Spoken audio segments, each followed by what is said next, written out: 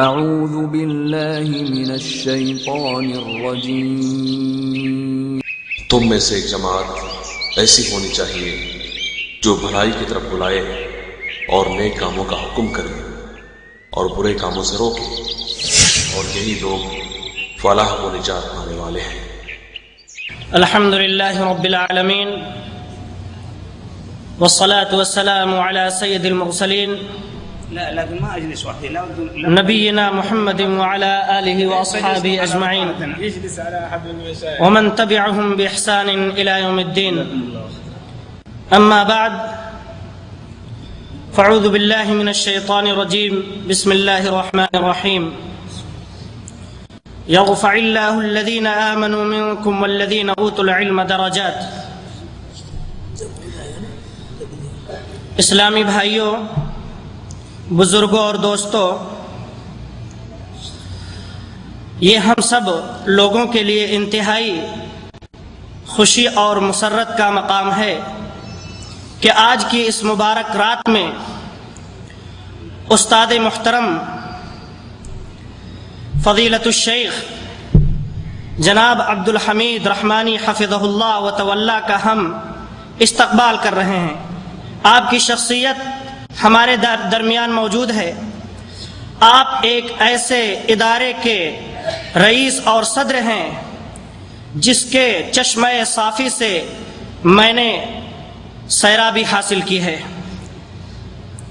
میں آپ کے سلسلے میں اگر کچھ کہوں تو سورج کو چراغ دکھانے کے مانند ہوگا، لیکن اتنا کہہ دینا کافی ہوگا کہ آپ کے علمی خدمات سے پورا ہندوستان اور بیرون ہند لوگ بھی مستفید ہو رہے ہیں۔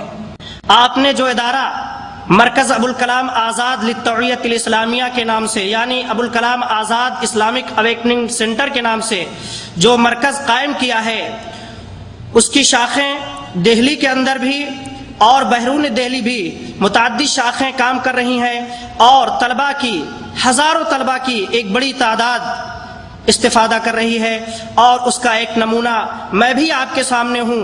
اور یہ کہہ دینا نامناسب نہ ہوگا کہ آپ جن کی آواز ہندوستان سعودی عربیہ کے اندر سن رہے ہیں، یعنی سید معراج ربانی حفظہ اللہ وتولی، وہ بھی آپ کے قائم کردہ چشمہ صافی سے سیراب ہوئے ہیں، اور زبان و بیان کی طاقت اللہ تبارک و تعالی نے اس مرکز سے ان کو عطا فرمائی ہے۔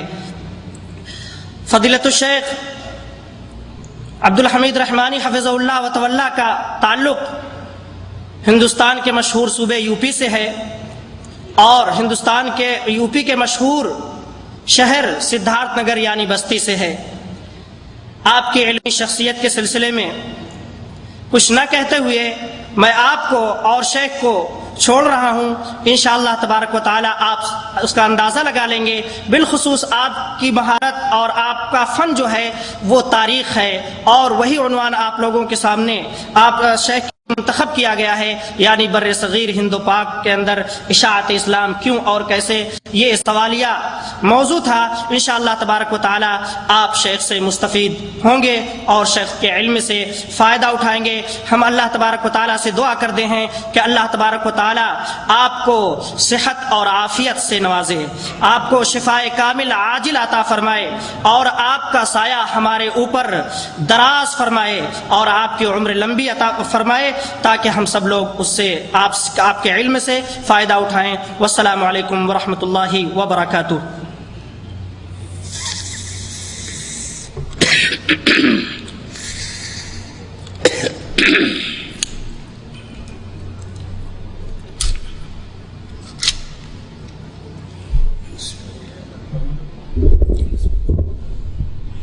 السلام علیکم ورحمۃ اللہ وبرکاتہ۔ الحمد للہ نحمده ونستعینه ونستغفره ونعوذ باللہ من شرور انفسنا ومن سیئات اعمالنا، من يهده الله فلا مضل له ومن يضلل فلا هادي له، واشهد ان لا اله الا الله وحده لا شريك له، واشهد ان محمدا عبده ورسوله، اما بعد فإن خير الحديث كتاب الله وخير الهدي هدي محمد صلى الله عليه وسلم وشر الأمور محدثاتها وكل محدثة بدعة وكل بدعة ضلالة وكل ضلالة في النار. أعوذ بالله السميع العليم من الشيطان الرجيم. ولتكن منكم أمة يدعون إلى الخير ويأمرون بالمعروف وينهون عن المنكر. وقال الرسول صلی اللہ علیہ وسلم بلغوا انی ولو آیہ. علماء کرام جالیات کے پرچم تلے یہاں رہنے والے مختلف علاقوں کے مختلف مسلمانوں اور نو مسلموں میں اسلام اور صحیح اسلامی تعلیمات کی دعوت و تبلیغ کا فریضہ انجام دینے والے احباب اور وہ سارے حاضرین جو یہاں کے ماحول میں آ کر صحیح اسلام کو سمجھنے کی کوشش کرتے ہیں اور جس ماحول سے وہ آئے ہیں، جو ماحول عام طور پر مختلف قسم کے تعصب لسانی، جغرافیائی اور مختلف افکار و خیالات کے تعصب میں گھرے رہتے ہیں، جو علاقے وہاں سے آنے کے بعد ہمارے ان دوستوں کو جو آتے تو ہیں کام کرنے کے لیے، ملازمت کے لیے اور اپنی معاشی حالت درست کرنے کے لیے، حلال روزی میں برکت حاصل کرنے کے لیے، لیکن یہاں آنے کے بعد اس زمین میں جو رسول اکرم صلی اللہ تعالی علیہ وآلہ وسلم کی سرزمین ہے، جہاں کی اصل زبان رسول اکرم صلی اللہ علیہ وسلم کی زبان ہے، صحابہ کرام کی زبان ہے، قرآن پاک کی زبان ہے، بلکہ اگر آپ یہ کہیں کہ پورے دین اسلام کی زبان ہے، یعنی عربی، جس میں قرآن اترا، جس میں صحابہ کرام رضی اللہ عنہم اجمعین نے دین کو سمجھا، اللہ کے رسول صلی اللہ علیہ وسلم نے سمجھایا اور سلف نے پورے طور پر کوشش کی کہ یہ زبان محفوظ رہے. پوری دنیا کی مختلف زبانیں مختلف ادوار سے گزریں اور انہوں نے اپنی اصلیت، اپنی بنیادیں کھو دیں. 100 سال پہلے کی انگلش جو ہے، یا 100 سال پہلے کی فرینچ، یا 100 سال پہلے کی المانی زبان، یا کوئی اور بھی ہو، 100 سال کے بعد اس طرح بدلتی ہے کہ اس دور کے افسانے، ادبی شہپارے، کتابیں سمجھی نہیں جاتی. لیکن یہ زبان جو رسول اکرم صلی اللہ علیہ وسلم کی بعثت کے پہلے سے عرب دنیا میں، جزیرہ عرب میں موجود تھی، جس میں اسلام کے پہلے کے جاہلی شعراء نے اپنے اہم دوامین، اپنی اہم کتابیں چھوڑیں اور پھر رسول اکرم صلی اللہ تعالی علیہ وآلہ وسلم کے جلوہ میں تربیت پانے والے صحابہ کرام، چاہے وہ جزیرے کے ہوں یا جزیرے کے باہر کے ہوں، انہوں نے پورے طور پر فیض اٹھایا اور کوشش کی کہ ہر طرح، ہر شکل میں اس زبان کو سیکھیں، تاکہ قرآن جو اس زبان میں اترا ہے اور قرآن کی شرح و تفسیر جو رسول اکرم صلی اللہ علیہ وسلم نے اس زبان میں فرمائی ہے اور صحابہ کرام نے اس کو پورے طور پر محفوظ رکھا ہے، یہ زبان ہم سیکھ کر کے سیکھیں تاکہ ہمارے پاس دین کی اصل بنیاد باقی رہے. تو اس سرزمین میں آپ آئے جہاں اللہ کے رسول کی زبان پورے طور پر محفوظ ہے، قرآن کے الفاظ پورے طور پر محفوظ ہیں.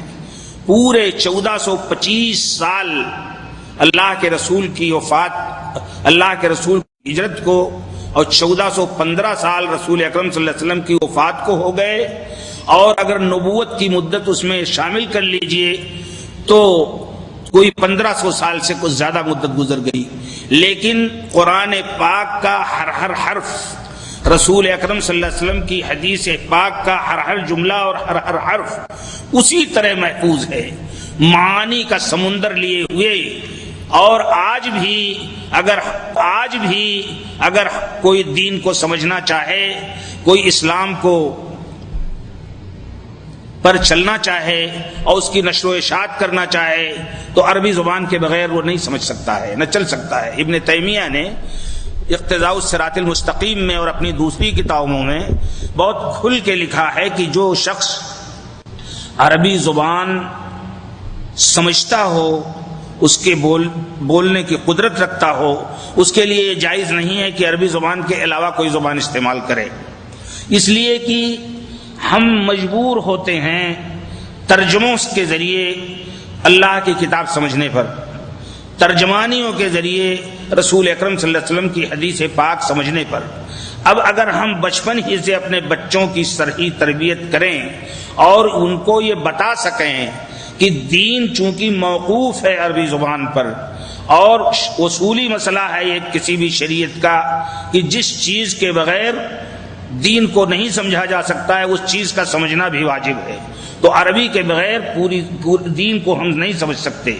لہذا جس حد تک طاقت ہے، جو لوگ باہر سے آئے ہیں، بڑے ہو گئے، اب زبان کی وہ مشق یا زبان پر وہ قدرت ان کو نہیں ہو سکتی، وہ عبرت حاصل کریں، یہاں مسجدوں کو پکڑیں، مسجدوں میں قرآن پاک کی تلاوت کریں، علماء سے سمجھنے کی کوشش کریں، لیکن کم از کم اپنے آنے والی نسل کو تو اس قابل ضرور رکھیں کہ وہ اناڑی نہ ہو، وہ پورے طور پر اتنا ضرور اس کو عربی زبان آ جائے کہ عربی ادب اور آرٹ کی کتابیں تو چاہے وہ نہ لکھ پائے لیکن وہ قرآن پاک کو اور حدیث رسول کو، سیرت صحابہ کو اور دین کی اساسی تعلیمات کو عربی ہی کے ذریعے سمجھ سکے، تاکہ لوگ اس کو غلط انداز میں گمراہ نہ کر سکیں، غلط بات نہ کہہ سکیں۔ اب میں آپ کو معلوم ہوگا کہ ایک شخص، ایک پاگل قسم کا آدمی سربراہ جس کا نام ہے محمد قذافی، پہلے جب حاکم ہوا تو اس نے کہا قل اعوذ برب الناس اور قل اعوذ برب الفلق نہیں پڑھا جا سکتا ہے، اس لیے کہ قل اعوذ برب الناس تو اللہ کے رسول کو سکھایا گیا تھا کہ کہو، تو اب اللہ کے رسول ہے نہیں، لہذا اس کو نہیں پڑھا جانا چاہیے۔ تو جہالت کبھی کبھار انسان کو یہاں تک لے جاتی ہے کہ وہ قرآن و حدیث میں تحریف کرنے لگے۔ تو بڑی خوشی کی بات ہے کہ یہاں جب آپ لوگ آتے ہیں تو اپنے معاش کے ساتھ اپنے اپنے فن، اپنے اپنے تخصص، اپنی اپنی صلاحیتوں کے اعتبار سے آپ یہاں زندگی گزار کے اپنی روزی، حلال روزی کمانے کی کوشش کرتے ہیں، وقت دیتے ہیں، مصیبتیں برداشت کرتے ہیں، ڈانٹ ڈپٹ بھی برداشت کرتے ہیں، کبھی کبھی آپ کو احساس ذلت بھی ہوتا ہے کہ کاش یہ ہمیں لوگ ذلیل نہ کرتے، لیکن یہ سب برداشت کر کے آپ دو پیسہ حلال کمانا چاہتے ہیں تاکہ لوٹ کر جب اپنے یہاں جائیں تو اپنے بچوں کی صحیح تربیت کر سکیں، اپنے بچوں کو حلال روزی فراوانی کے ساتھ کھلا سکیں، اپنے بچوں کی تعلیم و تربیت کا انتظام کر سکیں۔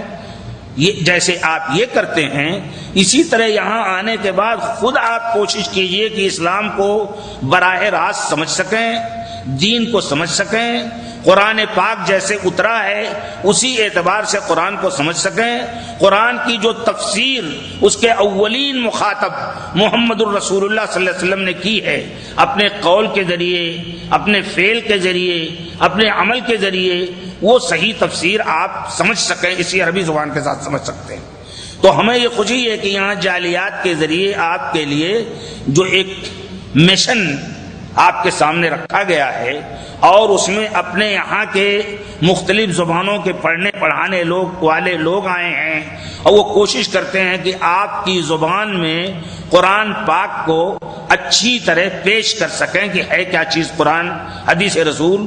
تو یہاں کے ماحول کو آپ روزی کے علاوہ ایمانی روزی سے بھی آباد کریں، جیسے آپ ریال کمائیں، ڈالر کمائیں، اسی طرح ریال اور ڈالر سے زیادہ بڑی چیز قرآن کا علم ہے، عربی زبان کا علم ہے، حدیث رسول کا علم ہے، بڑوں کا احترام ہے، چھوٹوں پر شفقت ہے، صحابہ کرام کی سیرت ہے، ائمہ کرام جنہوں نے اجتہاد کے ذریعے، اپنے جد و جہد کے ذریعے، عملی اور فکری جد و جہد کے ذریعے دین کو باقی رکھنے کی کوشش کی تھی، اور وہ اتنے بے نفس اور اتنے مخلص تھے کہ بڑے بڑے شاگردوں کو جب ان کے سامنے آئے وہ شاگرد اور ان کی شان میں مبالغہ شروع کیا تو برداشت نہیں کر سکے۔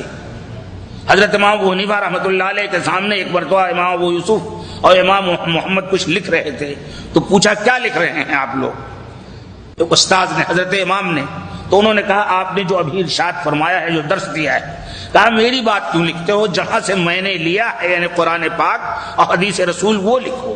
تو اب یہاں یہ ذوق پیدا کیا جا سکتا ہے کہ آپ قرآن کی طرف رجوع کریں، قرآن کو خود پڑھیں، یاد کریں، حفظ کریں۔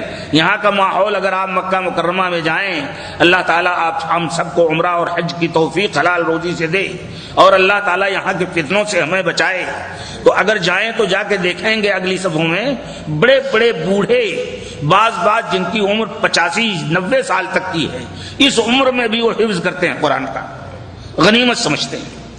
تو اب یہاں کا جو یہ ماحول آپ کو ملا ہے اور اس میں آئے ہیں، آپ اس ماحول کو صحیح انداز میں استعمال کرنے کی کوشش کیجیے۔ آپ کا اتنا بڑا وجود یہاں، اتنے لوگوں کا اجتماع، اس بات کی دلیل ہے کہ آپ کو دین سمجھنے، دین سیکھنے، دین پر چلنے اور دین کی تبلیغ و دعوت کا اللہ تعالیٰ نے ایک جذبہ عطا فرمایا ہے، توفیق دی ہے، اور آپ اس جذبے سے اور اس موقع سے پورا فائدہ اٹھانا چاہتے ہیں۔ یہ اللہ تعالیٰ کا بہت بڑا فضل ہے، اور اللہ تعالیٰ کا یہ بہت بڑا فضل ہے، اس کی توفیق ہے کہ ہمارے احباب مختلف مواقع پر آپ کے سامنے مختلف لوگوں کو لاتے ہیں، اس خوش فہمی، اس حسن ظن کے ساتھ، اس اعتماد کے ساتھ کہ یہ لوگ جو بات کہیں گے وہی بات کہیں گے جو دین کا مقصد ہے، جو اصل نشانہ ہے۔ اسی نقطۂ نظر سے ہمارے ان عزیزوں نے آج یہ مجلس رکھی ہے۔ میں تو یہاں سفر میں تھا اور مختلف چیزیں ایسی میرے ساتھ تھیں کہ میں کسی درس کے قابل نہیں تھا، لیکن احباب کا شوق اور اصرار، اور سب سے زیادہ یہ جذبہ کہ آپ سے ایک مرتبہ تعارف ہو جائے تو آئندہ بھی کبھی آئیں گے تو جب ذہنی طور پر ٹھیک رہیں گے صحت کے اعتبار سے تو پھر آپ کے ساتھ بیٹھنے کا موقع ملے گا، تبادلہ خیال کا موقع ملے گا، نقاش اور سوال و جواب کا موقع ملے گا، اور ایک انس پیدا ہوگا، ایک ماحول پیدا ہوگا جس ماحول میں وہ استاد اور شاگرد کے بجائے ایک بڑے بھائی اور چھوٹے بھائی کا جذبہ پیدا ہوگا، اور آپ بھی پوچھیں گے، ہم بھی سوال کریں گے، اور اس طرح سے علمی روشنی پھیلے گی، اور جب یہ علمی روشنی پھیلے گی تو وہی ماحول پیدا ہوگا جو اصل اسلام کا ماحول تھا۔ اللہ تعالی ہم آپ کو سب کو توفیق عطا فرمائے۔ تو میں شکر گزار ہوں آپ لوگوں کا، آپ لوگوں کی حاضری پر، شکر گزار ہوں منتظمین کا ان کے انتظام و انصرام پر، شکر گزار ہوں ان دعات کا جو ہندوستان، پاکستان، نیپال کے مختلف علاقوں سے یہاں کام کرتے ہیں کہ وہ لوگ صرف اپنی تنخواہ پر یا اپنے وظیفے پر یا اپنی ملازمت پر نہیں بیٹھے ہوئے ہیں بلکہ اس سے زیادہ بھی کچھ کرنا چاہتے ہیں۔ اللہ تعالیٰ قبول فرمائے۔ مجھے اس موقع پر جو موضوع ان لوگوں نے دیا ہے کہ ہندوستان میں اسلام کی تبلیغ کیوں اور کیسے، کیوں کا معاملہ تو بڑا عجیب ہے، اس کا جواب بھی دیتے ہوئے شرم محسوس ہوتی ہے۔ اگر ہمارے پاس ایک نقد سودا ہے تو آخر اس کو چھپا کر کے اپنے پاس رکھیں گے۔ ایمان اگر ہمارے دل میں موجزن ہے، اگر ہم اللہ کی وحدانیت پر ایمان رکھتے ہیں، اس بات کا ہمارا عقیدہ ہے کہ اللہ تعالیٰ اکیلا ہے، اس کے نام، اس کی صفات، اس کے کمالات میں اس کا کوئی شریک نہیں، اور چونکہ وہی خالق ہے، وہی مالک ہے، وہی رازق ہے، وہی آقا ہے، اور سب کچھ وہی ہے، تو اب رب العالمین کی ان صفات کو جب تک ہم نہ سمجھیں اور دنیا کے سامنے نہ رکھیں تب تک یہ کیسے یہ رحمت عام ہو سکتی ہے؟ آپ جانتے ہیں اسلام ایک رحمت ہے، اور آپ جانتے ہیں کہ ہندوستان کی سرزمین میں ایک دو نہیں، ڈاکٹر تارا چند نے ایک جگہ لکھا ہے جو وہاں کے مشہور مورخ ہیں کہ رسول اکرم صلی اللہ علیہ وسلم کی جس وقت بعثت ہوئی ہے اس دور میں، آپ کی بعثت تو عملاً یہاں ہوئی عرب میں، مدینہ، مکہ مکرمہ اور مدینہ منورہ میں، لیکن چونکہ آپ کی نبوت پوری انسانیت کے لیے تھی، سارے علاقوں کے لیے تھی، اگلے نبیوں کی طرح آپ کسی خاص قبیلہ، کسی خاص قوم، کسی خاص زبان، کسی خاص ماحول کے لیے نہیں تھے، بلکہ وما ارسلناک الا رحمۃ للعالمین، اے رسول ہم نے تم کو سارے جہان کے لیے رحمت بنا کر کے بھیجا ہے۔ وما ارسلناک الا کافۃ للناس، ساری انسانیت کے لیے آپ رسول بنا کر کے بھیجے گئے ہیں۔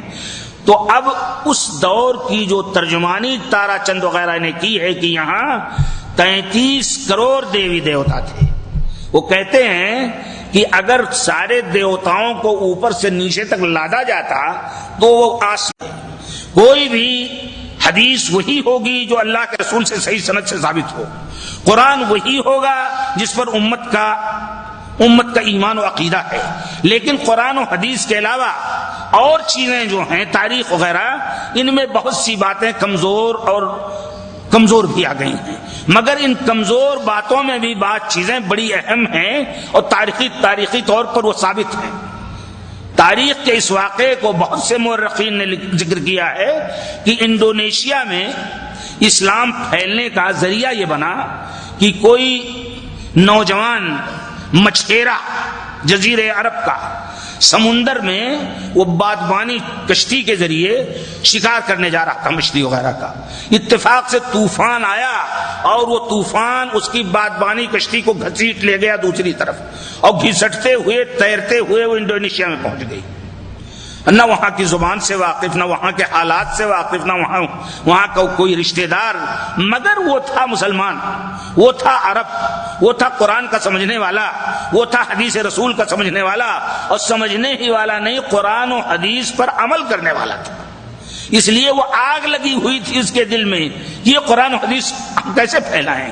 تو ایک مچھیرے کو بھی یہ فکر تھی کہ میں اس سے مچھلی کا شکار تو کروں گا نہیں، مچھلی کا شکار اپنے پیٹ کے لیے میں کر رہا ہوں، لیکن اپنی روح کے لیے، اپنے قلب کے لیے مجھے اور کچھ کرنا چاہیے، اور وہ یہی ہے کہ میں اللہ فلان کی بات کے بجائے حضرت رسول اکرم صلی اللہ علیہ وسلم کی سنت، حدیث اور قرآن پاک کو پہنچاؤں. اس کی کشتی جا ٹکرائی انڈونیشیا کے کسی جزیرے سے، وہاں اترا کوئی جان پہچان نہیں. قصہ میں مختصر کر رہا ہوں. ہوا یہ کہ کسی بوڑھی عورت کے پاس وہ پہنچ گیا کسی طرح سے. وہ نوجوان لڑکا تھا، ابھی تک مسیں بھی نہیں بھیگی تھی اس کی. وہاں جب پہنچا تو اب کوئی جائے پناہ نہیں ملی، اور اس بوڑھی عورت کے پاس کوئی اولاد نہیں تھی. وہ جب بڑی خوشی ہوئی کہ ایک خوبصورت سا لڑکا نوجوان ابھی مسیں بھی نہیں بھیگی ہیں آ گیا بہتا بہادا، چلو میرے لیے سہارا بن جائے گا.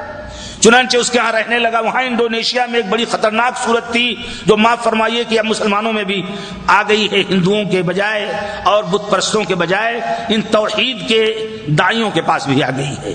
وہ ہے پیر پرستی. وہاں جب پہنچا تو پتہ چلا کہ سمندر میں جوار بھاٹا آتا ہے، تو جب سمندر کا سیلاب اونچا آتا ہے تو اسے صحیح کرنے کے لیے تاکہ لوگ سیلاب کی مصیبتوں سے بچ سکیں، ایک لڑکی کوئی اس پر قربان کر دی جاتی ہے تاکہ سمندر کا طوفان ختم ہو جائے. اس کی تربیت ہوئی تھی اس ماحول میں، عربوں کے ماحول میں، قرآن کے ماحول میں، حدیث کے ماحول میں. اس قسم کی افواہات اور خرافات سے اسے کیا مطلب؟ حیرت زدہ رہ گیا. ہوتے ہوتے بات آئی اس بوڑھیا کی، وہ جو لڑکی تھی، کہ آج اس کی باری ہے، وہ جائے گی. پوچھا اس نے، سمجھنا چاہا، تب تک زبان بھی سمجھنے لگا تھا. آپ جانتے ہیں زبان کی ایک عجیب بات ہے، میں آپ لوگوں سے بتا دوں تاکہ آپ سمجھ سکیں. جب تک آپ یہاں اپنی مقامی زبان بولتے رہیں گے، بنگلہ، پنجابی، ہندی اور اسی طریقے سے برج بھاشا جو بھی، تب تک آپ کو عربی نہیں آئے گی. اب اگر آپ بیٹھ کر کے عربی ہی بولیں تو دھیرے دھیرے دھیرے دھیرے عربی کا ذوق ہو جائے گا.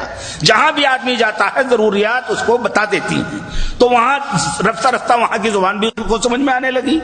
پتا چلا روتی تھی بڑھیا، تو پتا چلا اس کو کہ پوچھا اس نے، آپ کیوں رو رہی ہیں؟ اس نے پوری کہانی بتائی کہ آج کل میری لڑکی کی باری ہے اور میرے پاس ایک ہی لڑکی ہے بیٹا.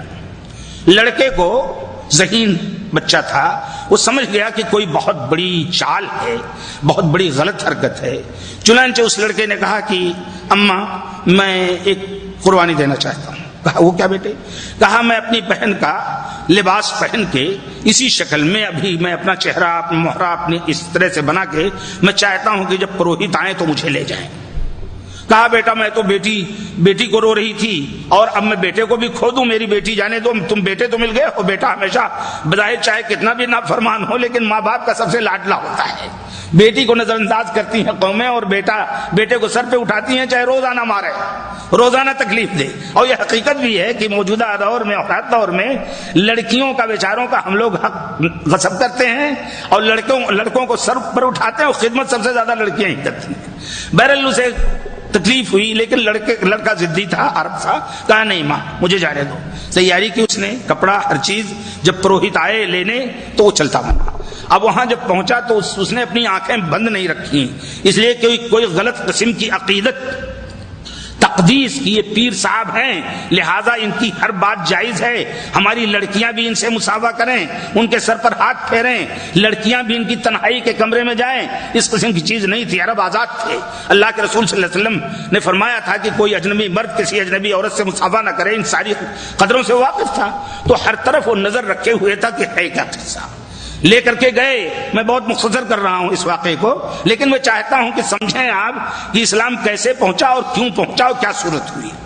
تو جب وہاں اندر پہنچا، تہخانے میں لے گئے، تو تہخانے میں وہ اپنے پاس کوئی چھری چھپا کر کے ایک لیتا گیا تھا، کیونکہ عرب شکاری، وہ بھی شکار کرنے گیا تھا، تو ظاہر تیاری تو کچھ ہوگی۔ ہم عجیب ہیں کہ ہمارے سارے ہتھیار چھن چکے ہیں ہم سے، علم کا، عقیدے کا، فکر کا، سب۔ تو وہاں پہنچا وہ، اور وہاں اندر اب ایک طرف سے لے کر کے گئے آخری پروہت کے کمرے میں، وہاں پہنچایا۔ اب پہنچنے کے تھوڑی ہی دیر کے بعد شراب وغیرہ کا دور اس نے شروع کیا پروہت نے۔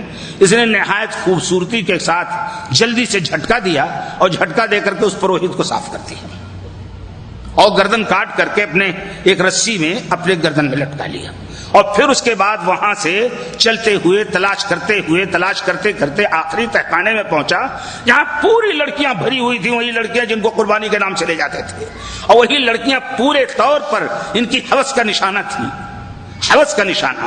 چنانچہ وہاں جا کر کے اس نے کہا، یہ دیکھو یہ پروہت جس نے تمہیں اپنے ہوس کا نشانہ بنایا ہے، اس کو میں نے ختم کر دیا ہے، اور تم لوگ بھاگو، نکلو یہاں سے۔ نکالا اس نے۔ پھر بادشاہ کے دربار میں بات آئی، اور پھر صورتحال پہنچی۔ نتیجہ یہ ہوا کہ اس جزیرے کا بادشاہ بھی مسلمان ہو گیا اس کی اس کوشش سے۔ اور پھر انڈونیشیا، آپ جانتے ہیں اس وقت مسلم آبادی سب سے زیادہ پوری دنیا میں، سب سے زیادہ ہندوستان میں ہے، اور دوسرے نمبر پر انڈونیشیا ہے، تیسرے نمبر پر پاکستان یا بنگلہ دیش ہوگا۔ تو اب وہ پورا انڈونیشیا، یہ اور بات ہے کہ بعد میں خرافات اور پیروں کا نظام پھیلا، تو وہاں بھی انڈونیشیا میں بھی مصیبتیں آئیں۔ تو ایک مچھیرے کو یہ شوق تھا اسلام پہنچے، ایک مچھیرے کے اندر یہ جذبہ تھا، وہ سمجھ رہا تھا کہ اللہ کے رسول نے فرمایا بلغوا انی ولو آیا، ایک بات بھی تمہیں معلوم ہو تو پہنچاؤ۔ وہ سمجھ رہا تھا پورے طور پر کہ اللہ کے رسول صلی اللہ علیہ وسلم نے فرمایا ہے کہ کوئی بھی اینٹ پتھر کا گھر ہو یا اون کا گھر ہو یا کپڑے کا کوئی خیمہ ہو، اس میں اسلام ضرور پھیلے گا۔ وہ چاہتا تھا، اور اس دور کے سارے جوان چاہتے تھے کہ اس طرح اسلام پھیلے۔ تو صحابہ کرام نے وہ وتیرہ اپنایا، ہر جگہ اپنی بستی بناتے تھے، وہ جاتے تھے تجارت کرنے۔ آپ کو شاید معلوم ہو، یہاں ملبار کے لوگ ہوں گے، اور یہاں گجرات اور مہاراشٹر کے لوگ بھی ہوں گے، یہاں تمل ناڈو کے لوگ بھی ہوں گے۔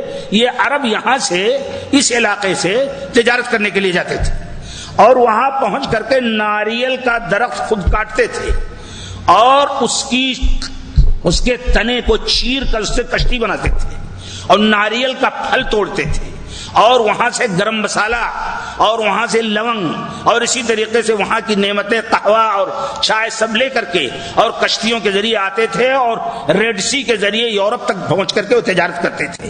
تو جب وہ اس تجارت کے لیے جاتے تھے تو صرف یہ سودا خرید کر کے نہیں بیچتے تھے، بلکہ وہاں پہنچنے کے بعد وہ کوشش، سب سے پہلے تو ان کی زبان سے کسی دعوت کی ضرورت تھی نہیں، عملی طور پر وہ اتنے متدین، اتنے سچے، اتنے امانت دار، اتنے شریف، اور اپنے لوگوں کے لیے، انسانیت کے لیے اتنے اہم تھے کہ سب لوگ خود متاثر ہوتے تھے اور مجبور ہوتے تھے کہ ان کا اسلام قبول کریں۔ آپ کو شاید معلوم ہوگا، غالباً قادسیہ کا واقعہ ہے یا کہاں کا، وہاں کے لوگوں سے اس شرط پر اسلامی دولت نے مصالحت کی تھی کہ تم اتنا ٹیکس ادا کیا کرو۔ ٹیکس کا یہ مطلب نہیں تھا کہ کوئی ٹیکس اس انداز کا جیسے آپ کا مال کوئی غصب کر لے، جیسے ہندوستان، پاکستان یا اور ممالک میں ہوتا ہے۔ ٹیکس کا مطلب یہ ہوتا تھا کہ اتنا جزیہ، ایک چمنی یا ٹھنی برابر وہ لیتے تھے سال بھر کے لیے، تاکہ ان کی حفاظت کر سکیں، ان کو کوئی قتل نہ کرے، ان پر کوئی ظلم نہ کرے۔ تو یہ جزیہ ان ملازمین کی تنخواہ کے لیے ہوتا تھا جو ان کے تحفظ کا کام کرتے تھے۔ یہی وجہ ہے کہ امیر المومنین والخطاب کے دور میں ایک بستی ایسی ہوئی جس کی حفاظت نہیں کر سکے وہ لوگ، تو انہوں نے کہا کہ نہیں، تم اپنا ٹیکس واپس لے لو، ہمیں نہیں ضرورت ہے، اور ہم تمہاری حفاظت نہیں کر پائیں گے۔ تو یہ ٹیکس تھا، ایک طرح کی مزدوری تھی تاکہ ان کا تحفظ کر سکیں۔ تو اسی طرح کی صورت تھی ایک علاقے کے بارے میں کہ وہ لوگ ٹیکس دیتے تھے، لیکن ایک دن انکار کر دیا انہوں نے۔ خلافت بنو امیہ کے آخری دور میں جب عربیت اور اسلام کی سچائی مٹنے لگی، وہ ختم کر دیا انہوں نے وہاں، تو پوچھا لوگوں نے، جو لوگ ٹیکس وصول کرنے گئے تھے جزیہ، کہ بھئی تم لوگ کیوں جزیہ نہیں دے رہے ہو؟ تو کہا اگلے لوگ جو آتے تھے وہ رات بھر بیٹھ کر کے عبادت کرتے تھے اللہ کی، روتے تھے اور رات بھر تہجد پڑھتے تھے، اور پوری رات ان کی عبادت میں گزر جاتی تھی، بہت کم کھاتے تھے، بہت کم بھی پیتے تھے، اس لیے نیند کا خمار بھی ان پر نہیں ہوتا تھا، لیکن ان کا خوف اور رعب ایسا تھا کہ ہمیں ڈر لگتا تھا کہ اگر نہیں دیں گے تو یہ ہمیں ختم کر سکتے ہیں، کسی وقت بھی ختم کر سکتے ہیں۔ اور اب تم جو آئے ہو رات بھر کھا کر کے خوب زیادہ پیٹ بھر کے سوتے ہو، نہ تمہیں تلاوت قرآن سے کوئی مطلب ہے، نہ تم کو تہجد سے کوئی مطلب ہے، تو جب شکل یہ ہے کہ تم بھی ہمارے برابر ہو گئے اپنے امانت میں اور اپنے سارے معاملات میں، تو اب کس چیز کا ہم ٹیکس دیں تم کو؟ تمہاری حیثیت ہم سے اونچی ہو تو ہم دیں۔ تو مقصد یہ ہے، یہ چیز ہوئی ہمیشہ کہ ان لوگوں نے عملی طور پر پوری دنیا میں جہاں گئے اپنے عمل، اپنے کردار، اپنے چہرے مہرے، اپنے سلوک اور اپنی شرافت سے ساری چیز پھیلائی۔ آپ کو معلوم ہوگا کہ امیر المومنین الخطاب رضی اللہ تعالیٰ عنہ نے ایک مرتبہ اپنے ساتھ بیٹھنے والے صحابہ سے کہا کہ بھئی ہمیں کسی جگہ کا ایک گورنر بنانا ہے، فلاں جگہ گورنر بنانا ہے، چنانچہ لوگوں نے اشارہ کیا کہ فلاں ٹھیک ہے، فلاں ٹھیک ہے، فلاں ٹھیک ہے۔ تو انہوں نے پوچھا کہ کیا تم نے اس کے ساتھ کوئی مالی معاملہ کبھی کیا ہے، لین دین؟ کہا نہیں۔ کہا کبھی پڑوس میں رہے ہو؟ کہا نہیں۔ کہا کبھی اس کے ساتھ ٹور میں رہے ہو، سفر کیا ہے؟ کہا نہیں۔ تو کہا یہی تو محک، یہی تو کسوٹی ہے کسی آدمی کے پہچاننے کے لیے کہ لین دین میں پختہ ہے کہ نہیں۔ سفر میں وہ مخدوم تو نہیں بنتا ہے، باس تو نہیں بنتا ہے، بلکہ خدمت کرتا ہے۔ اور اسی طریقے سے جب وہ پڑوس میں رہتا ہے تو پورا سلوک پڑوسی کے ساتھ، بجائے اس کے کہ پڑوسی کو ستائے، اور جیسا کہ اللہ کے رسول نے فرمایا ہے کہ اللہ کی قسم وہ شخص مومن نہیں ہو سکتا، اللہ کی قسم وہ شخص مومن نہیں ہو سکتا، اللہ کی قسم وہ شخص مومن نہیں ہو سکتا جس کے پڑوسی اس کی ہلاکتوں سے، تباہیوں سے محفوظ نہ رہیں۔ تو جب تک ان تین چیزوں پر کسی کو نہ آزماؤ تب تک وہ کیسے خلق خدا کی خدمت کرے گا؟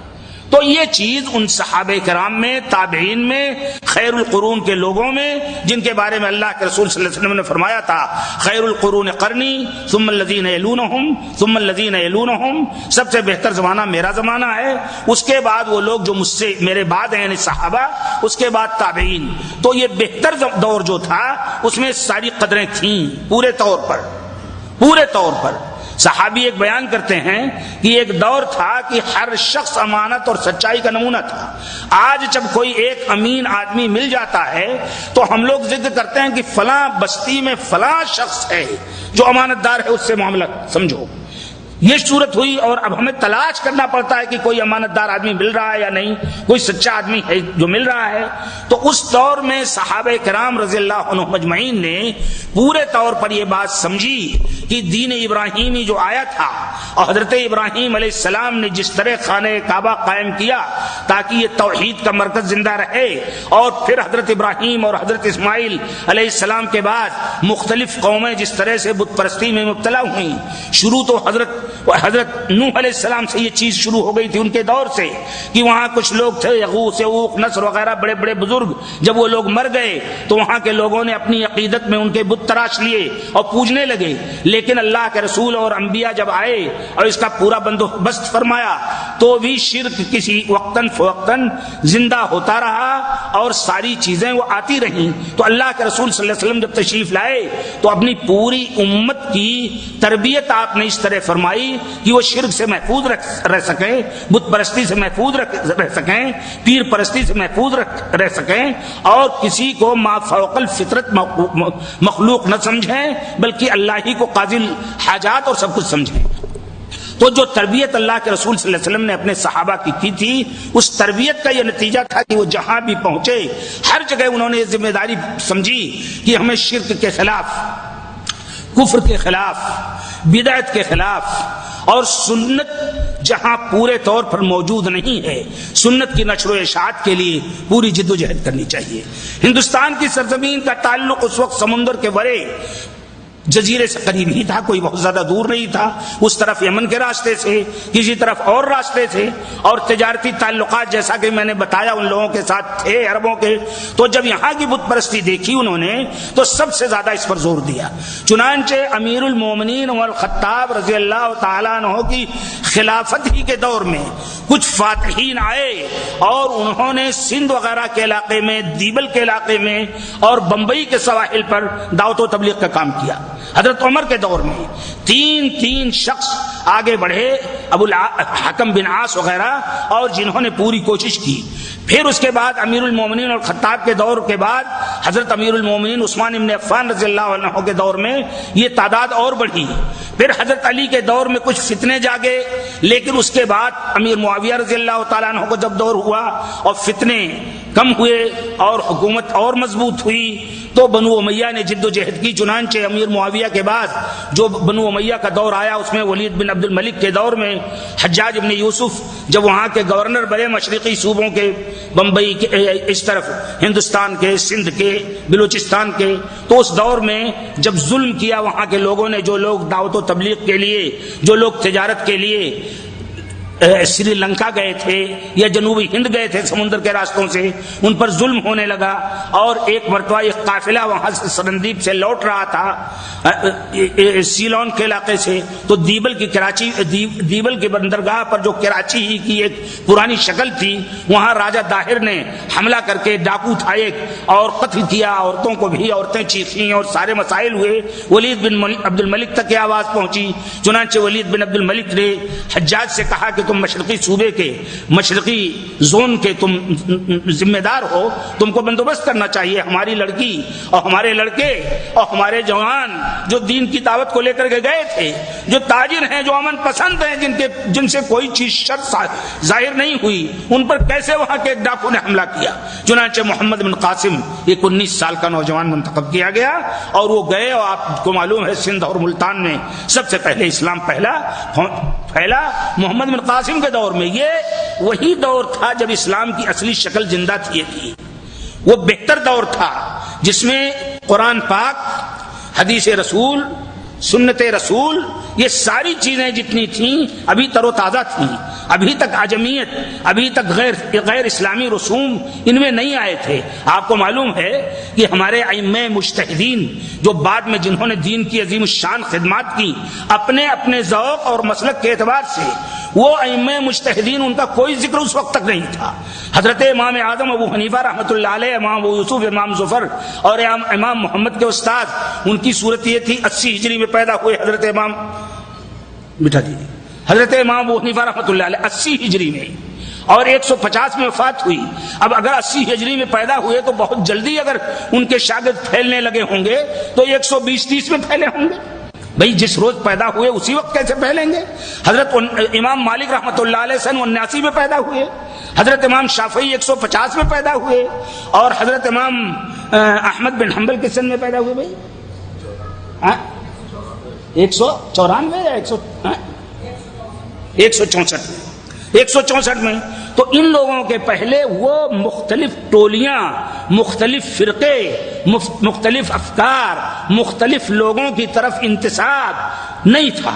یہاں تک کہ شاہ ولی اللہ محدث دہلوی جو اپنے آپ کو باقاعدہ کھل کر کے کہتے ہیں کہ میں حضرت امام ابو حنیفہ رحمۃ اللہ علیہ کے مسلک پہ چل رہا ہوں، انہوں نے بتایا ہے کہ 64 صدی ہجری کے پہلے کوئی مذہب تھا ہی نہیں.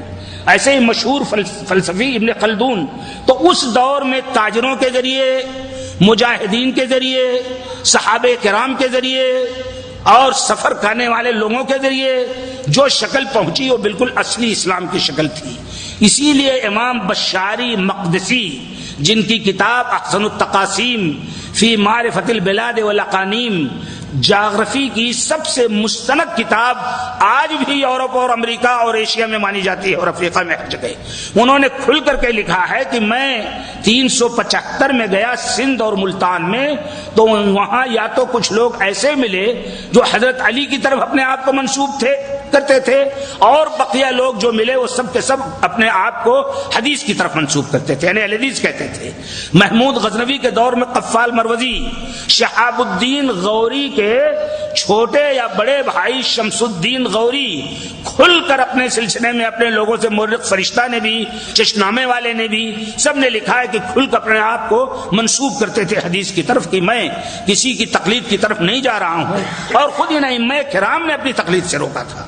حضرت ابو حنیفہ رحمۃ اللہ علیہ نے، ابھی میں نے ذکر کیا، انہوں نے امام ابو یوسف اور امام محمد سے کہا کہ تم کیا لکھ رہے ہو؟ کہا آپ کے اقوال کا وہ لکھو جہاں سے میں لے رہا ہوں، یعنی قرآن و حدیث۔ اور امام ابو حنیفہ رحمۃ اللہ علیہ کھل کر فرمایا کہ جب صحیح حدیث ہو جائے تو وہی میرا مذہب ہے۔ امام شافعی رحمۃ اللہ علیہ نے فرمایا کہ اگر کوئی قول میرا حدیث کے متعارض ہو تو میرے قول کو دیوار پہ پھینک دو۔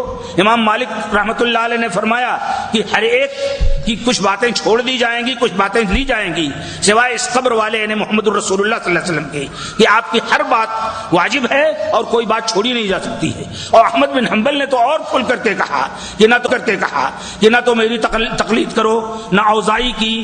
تقلید کا مطلب یہ تھا، اس دور میں تقلید کی یہ شکل تھی بھی نہیں جو آج کل ہے، تکفیر کی حد تک۔ خانہ کعبہ میں یہ جو عبدالعزیز جب غالب آئے، فہد کے باپ عبدالعزیز، عبداللہ اور فہد کے باپ، تو خانہ کعبہ میں 4 مصلے ہوتے تھے بیک وقت، کبھی کبھار چاروں جگہ نماز ہوتی تھی۔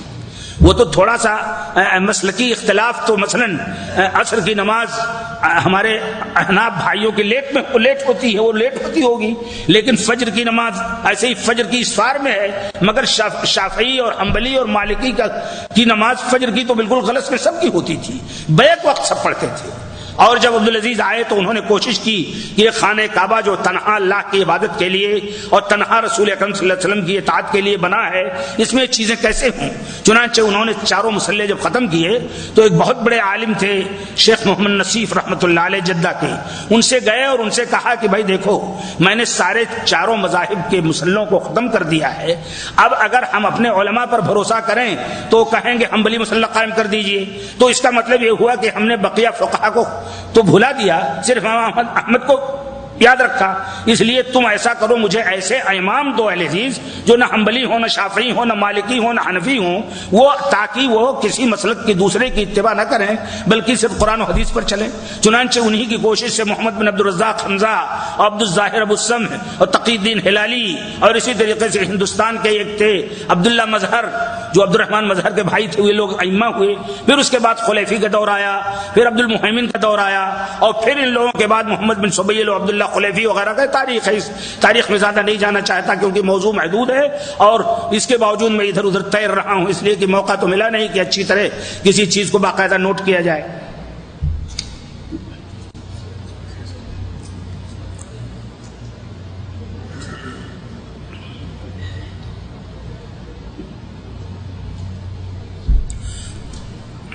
تو اب یہ لوگ اس دور تک پورے طور پر ایمانداری کے ساتھ ایک دوسرے کی اقتداء میں نماز بھی پڑھتا تھا، ایک دوسرے کا احترام بھی کرتا تھا۔ ائمہ کرام حضرت امام شافعی نے امام ابو حنیفہ کی تعریف میں، امام احمد نے امام شافعی کی تعریف میں، اور امام شافعی اور امام احمد نے امام مالک کی تعریف میں، سب لوگوں نے اختلافات معاصرت تھی، اس کے باوجود دین کے کسی معاملے میں جیسے صحابہ کرام کا معاملہ ہے، پورے طور پر امت کا اتفاق ہے اور قرآن و حدیث کا اجماعی مسئلہ ہے کہ صحابہ کبھی دین کے معاملے میں انہوں نے کوئی اختلاف نہیں کیا۔ صحابہ کلہم عدول، سارے صحابی عادل ہیں، ان سے دین کے سلسلے میں کسی اختلاف کا ثبوت نہیں مل سکتا ہے۔ سیاسی اختلافات الگ ہیں لیکن وہ سیاست کو دین سے بالکل الگ رکھتے تھے۔ امیر معاویہ رضی اللہ تعالیٰ عنہ سے جب حضرت علی کے ماننے والوں میں سے کچھ لوگوں نے حضرت امیر معاویہ رضی اللہ تعالیٰ عنہ کے پاس کچھ یہودی آئے کہ آپ اجازت دیجئے تو علی کے لشکر کو رونپ دیں، تو انہوں نے اس طرح بھگایا جیسے کوئی کتے کو بھگاتا ہے، اور یہی صورت حضرت علی نے کی یہودیوں کے ساتھ۔ تو یہ لوگ، ان لوگوں کے سیاسی اختلافات بھی اگر کچھ رہتے تھے تو اس کو دین پہ نہیں آنے دیتے تھے، وہ دشمن کو موقع نہیں دیتے تھے۔ تو اس طرح سے پورے طور پر ہندوستان کی سرزمین کو انہوں نے دیکھا کہ یہ سرزمین ایک پورا بر صغیر ہے، پورا ایک بہت بڑا، اس کو عربی میں قارہ کہتے ہیں، یعنی پورے طور پر ایک مکمل دنیا ہے بر صغیر، جس میں ہندوستان اور ہندوستان کے اس وقت تمام ٹولیاں وہاں سے لے کر کے ایران تک ہندوستان کا دائرہ کار تھا۔ آپ کو معلوم ہوگا اورنگزیب عالمگیر رحمۃ اللہ علیہ نے 50 سال حکومت کی، سب سے بڑے مغل بادشاہ تھے، انہوں نے افغانستان، ایران کا کچھ علاقہ، ہندوستان کا پورا علاقہ اور سارے علاقوں کے وہ بادشاہ تھے. تو یہ علاقے جتنے تھے سب کے سب ہندوستان کے مختلف افکار کے، جہاں 300 زبانیں آج بھی ہوں، جہاں 17 زبانیں آج سرکاری طور پر تسلیم کی جا رہی ہوں، اس سرزمین کو نہیں چھوڑ سکتے تھے. اسی لیے جب حجاج بن یوسف کے ذریعے، محمد بن قاسم کے ذریعے سندھ اور ملتان میں اسلام آیا تو یہاں سے جن لوگوں کی تربیت ہوئی وہ بڑھنے لگی. اور پھر اس کے بعد جب سلطان محمود غزنوی کا دور آیا، سلطان شہاب الدین غوری کا دور آیا، تو بھی اسلام اپنی شکل میں بہت حد تک آیا. پھر لیکن اسلام جب ماوراء النہر کے ذریعے غزات اور مجاہدین کے ذریعے ادھر سے پہنچا پنجاب کی سرزمین میں، تو اس علاقے میں اسلام کی تعلیمات پورے طور پر تھی نہیں. کچھ افکار و خیالات تھے، کچھ رسوم و رواج تھے، وہ رسوم و رواج بھی پہنچے. اور انہی رسم و رواج میں بہت سی چیزیں بدعت کی شکل میں، تصوف کی شکل میں، تقلید جامد کی شکل میں یہاں تک پہنچی کہ مفتی رکن الدین سے جب نظام الدین نے، اولیاء نے مناظرہ کیا اور مسئلہ یہ آیا کہ مجلس میں جب صوفیہ کی مجلس ہوتی ہے تو اس میں کیا گیت گانا موسیقی جائز ہے، رقص کا بھی ذکر ملتا ہے. تو رکن الدین صاحب کے سامنے نظام الدین نے، جن کو نظام الدین اولیاء کہتے ہیں، آدمی ایک ولی ہوتا ہے ان کو اولیاء کا لقب دے رکھا ہے، نظام الدین اولیاء نے احیاء العلوم جو غزالی کی ہے اس کا ایک قول نقل کیا، لیکن ان کے خیال میں یہ تھا کہ یہ قول عام نہیں بلکہ حدیث ہے. تو حدیث سمجھ کر کے انہوں نے نقل کیا السماع مباح لأہلہ، یہ موسیقی سننا، گیت سننا اس شخص کے لیے جائز ہے جس کا ایمان پختہ ہو اور جو اس کی وجہ سے کسی خدشے میں مبتلا نہ ہو. تو رکن الدین نے جواب دیا جو مفتی تھے کہ تم حضرت امام ابو حنیفہ کے مقلد ہو، ہم مقلد ہیں، تو ہم کو حدیث رسول کا کیا کام ہے؟ تو مقلد ابی حنیفہ ہستی تو حدیث رسول چھے بکار کلام امام بیار، تم حضرت امام ابو حنیفہ رحمۃ اللہ علیہ کے مقلد ہو، تم کو حدیث رسول کی کیا ضرورت ہے، تم حضرت امام کا قول لاؤ. تو نظام الدین اولیاء نے کہا کہ عجیب ہے اس ہندوستان کا حال، عجیب ہے ہمارا حال کہ ہم تو حدیث رسول پیش کر رہے ہیں اور تم کہتے ہو امام ابو حنیفہ کا قول لاؤ. تو یہ چیزیں اسی دور سے تھیں، لوگوں کے اندر تمیز تھی کہ کون سی چیز صحیح ہے کون سی غلط. جو چیز حدیث سے ثابت ہوتی تھی، جو چیز قرآن سے ثابت ہوتی تھی، جو چیز صحابہ کرام سے ثابت ہوتی تھی، اس کے لیے کمزوری کے باوجود لوگ کھڑے ہو جاتے تھے. شاید آپ نے نام سنا ہوگا ایک بادشاہ کا جس کا نام محمد تغلق تھا، تغلق خاندان. محمد تغلق پہلا شخص ہے خلافت بنو امیہ وغیرہ کے بعد جس نے اسلامی نظام قائم کیا دلی میں. ایک دن میں 11 آدمیوں کو ذبح کر دیا گیا کیونکہ انہوں نے نماز چھوڑ دی تھی.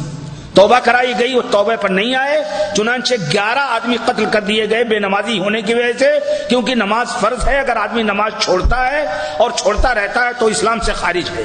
اور محمد تغلق نے جتنی بھی درگاہیں تھیں، ان میں جتنی ڈفلیاں بجتی تھیں، جتنا رقص و سرود ہوتا تھا، ان سب کو ختم کیا اور وہاں کے پیرزادوں کو مؤذن یا امام بنوا دیا، اور وہاں کے جو اور نگراں تھے ان کو کسی اور کام میں لگا دیا تاکہ یہ لعنت ختم ہو. اور پورے طور پر مورخین میں چاہے وہ مسعود عالم ندوی ہوں، چاہے خلیق احمد نظامی ہوں، اور چاہے تارا چند ہوں، جتنے مورخین ہیں سب نے اس بات کا اقرار کیا ہے کہ محمد تغلق نے صحیح اسلام کی شکل وہاں پیش کرنے کی کوشش کی. اسی وجہ سے غلط مورخین نے، خاص طور پر جو صوفیہ تھے مورخین میں، انہوں نے محمد تغلق کے بارے میں ایسی غلط باتیں کہی ہیں کیونکہ تصوف کی جو غلط شکل تھی اس کو مٹانے کی کوشش کی. ایسے الزامات لگائے ہیں جتنا الزام ہندوؤں نے نہیں لگایا. صورت یہ ہوئی تھی محمد تغلق کی کہ ان کے دور میں امام ابن تیمیہ جن کی جو 8ویں صدی ہجری کے عالم تھے، لیکن اس دنیا میں علم، دین، شریعت، سنت کے مجدد تھے، ان کے ایک شاگرد عبدالعزیز اردبیلی گئے اور کئی سو کتابیں حدیث کے لے گئے. ان سے محمد تغلق متاثر ہوا، اور متاثر ہونے کے بعد اس نے باقاعدہ ان پر عمل کرنا شروع کیا، قبروں کو ڈھایا اور صحیح اسلامی شریعت پیش کرنے کی کوشش کی. آئین حقیقت نما میں اکبر شاہ خان عجیب آبادی، جن کا رجحان قادیانیت کی طرف تھا، وہ بھی اس حقیقت کو تسلیم کرتے ہیں، دوسرے لوگ بھی. تو کہنے کا مقصد یہ ہے کہ یہ جو سنت کے احیاء، سنت کی تجدید اور توحید کی تطہیر اور اسلامی عقائد کی تنظیم اور یہ ساری کوششیں شروع ہوئیں، آج کی نہیں ہیں. یہ تو بعد کے دور میں ہمیشہ ایک چیز جب شروع ہوتی ہے تو چھوٹی سی کوپل رہتی ہے. ایک املی کا بیج آپ ڈالتے ہیں تو اتنا بڑا پتا نکلتا ہے، پھر رفتہ رفتہ رفتہ رفتہ وہ املی کا اتنا بڑا درخت ہو جاتا ہے اور اس میں اتنے اتنے پھل آتے ہیں اور 50 سال وہ رہتا ہے، بلکہ سینکڑوں سال رہتا ہے. اسی طرح سے اسلام کی مثال جو اللہ تعالیٰ نے فرمائی ہے کہ اسلام کی مثال اس پاکیزہ درخت کی ہے جس کی بنیاد زمین میں ہے اور اس کی شاخیں ساری جگہ پھیلی ہوئی. تو اب اسلام کی شروع میں جو تجدیدی کوششیں ہوئیں محمد تغلق کے دور میں، شہاب الدین غوری کے دور میں، اسی طریقے سے اس کے پہلے جہاں مورخ فرشتہ نے اور چشنامے نے اور اسی طریقے سے لوگوں نے ذکر کیا ہے، وہ کوششیں رفتہ رفتہ یہاں کے ہند اجتہاد پوری جدوجہد کرنا. تو یہ کسی بھی شخص کو، انسان کو ہر دور میں یہ حق حاصل ہے کہ وہ محنت کر کے مجتہد بنے. تو جو چیز انسان اپنی محنت سے تقوی و ورع کے ساتھ محنت کر کے بن سکتا ہے، وہ تو صرف 4 آدمیوں میں محدود رہ گیا. حضرت امام ابو حنیفہ، حضرت امام مالک، حضرت امام شافعی، حضرت امام احمد بن حنبل، صرف 4 آدمی مجتہد ہو سکے. یعنی پوری امت کو جس کی اجازت دی گئی تھی، پوری امت ادھر ادھر چلی گئی کنویں میں، گہرائی میں، اور صرف 4 آدمی بچے جو محنت کر کے، جبکہ ان کے شاگردوں میں حضرت امام ابو یوسف، حضرت امام محمد نے 2/3 مسائل میں امام ابو حنیفہ رحمۃ اللہ علیہ سے اختلاف کیا ہے. 2/3 مسائل میں ان کے شاگردوں میں اتنے بڑے بڑے مجتہد تھے. شاہ ولی اللہ کے بارے میں ایک مولانا غلام یحییٰ کانپوری تھے، بہت بڑے فلسفی استاد، میرے استاد علامہ نذیر احمد رحمانی رحمۃ اللہ علیہ کے استاد. وہ کہتے تھے کہ اگر ولی اللہ، شاہ ولی اللہ پہلے دور میں ہوتے تو یہ 5ویں مجتہد ہوتے.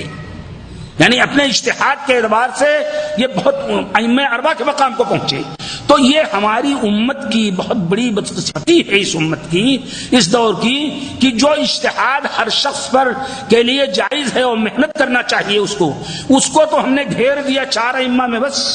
اور نبوت اور رسالت جیسی چیز اللہ تعالیٰ نے اتنے لوگوں کو عطا کر دی. یہ ایک قابل غور نکتہ ہے اور محسوس کرنا چاہیے.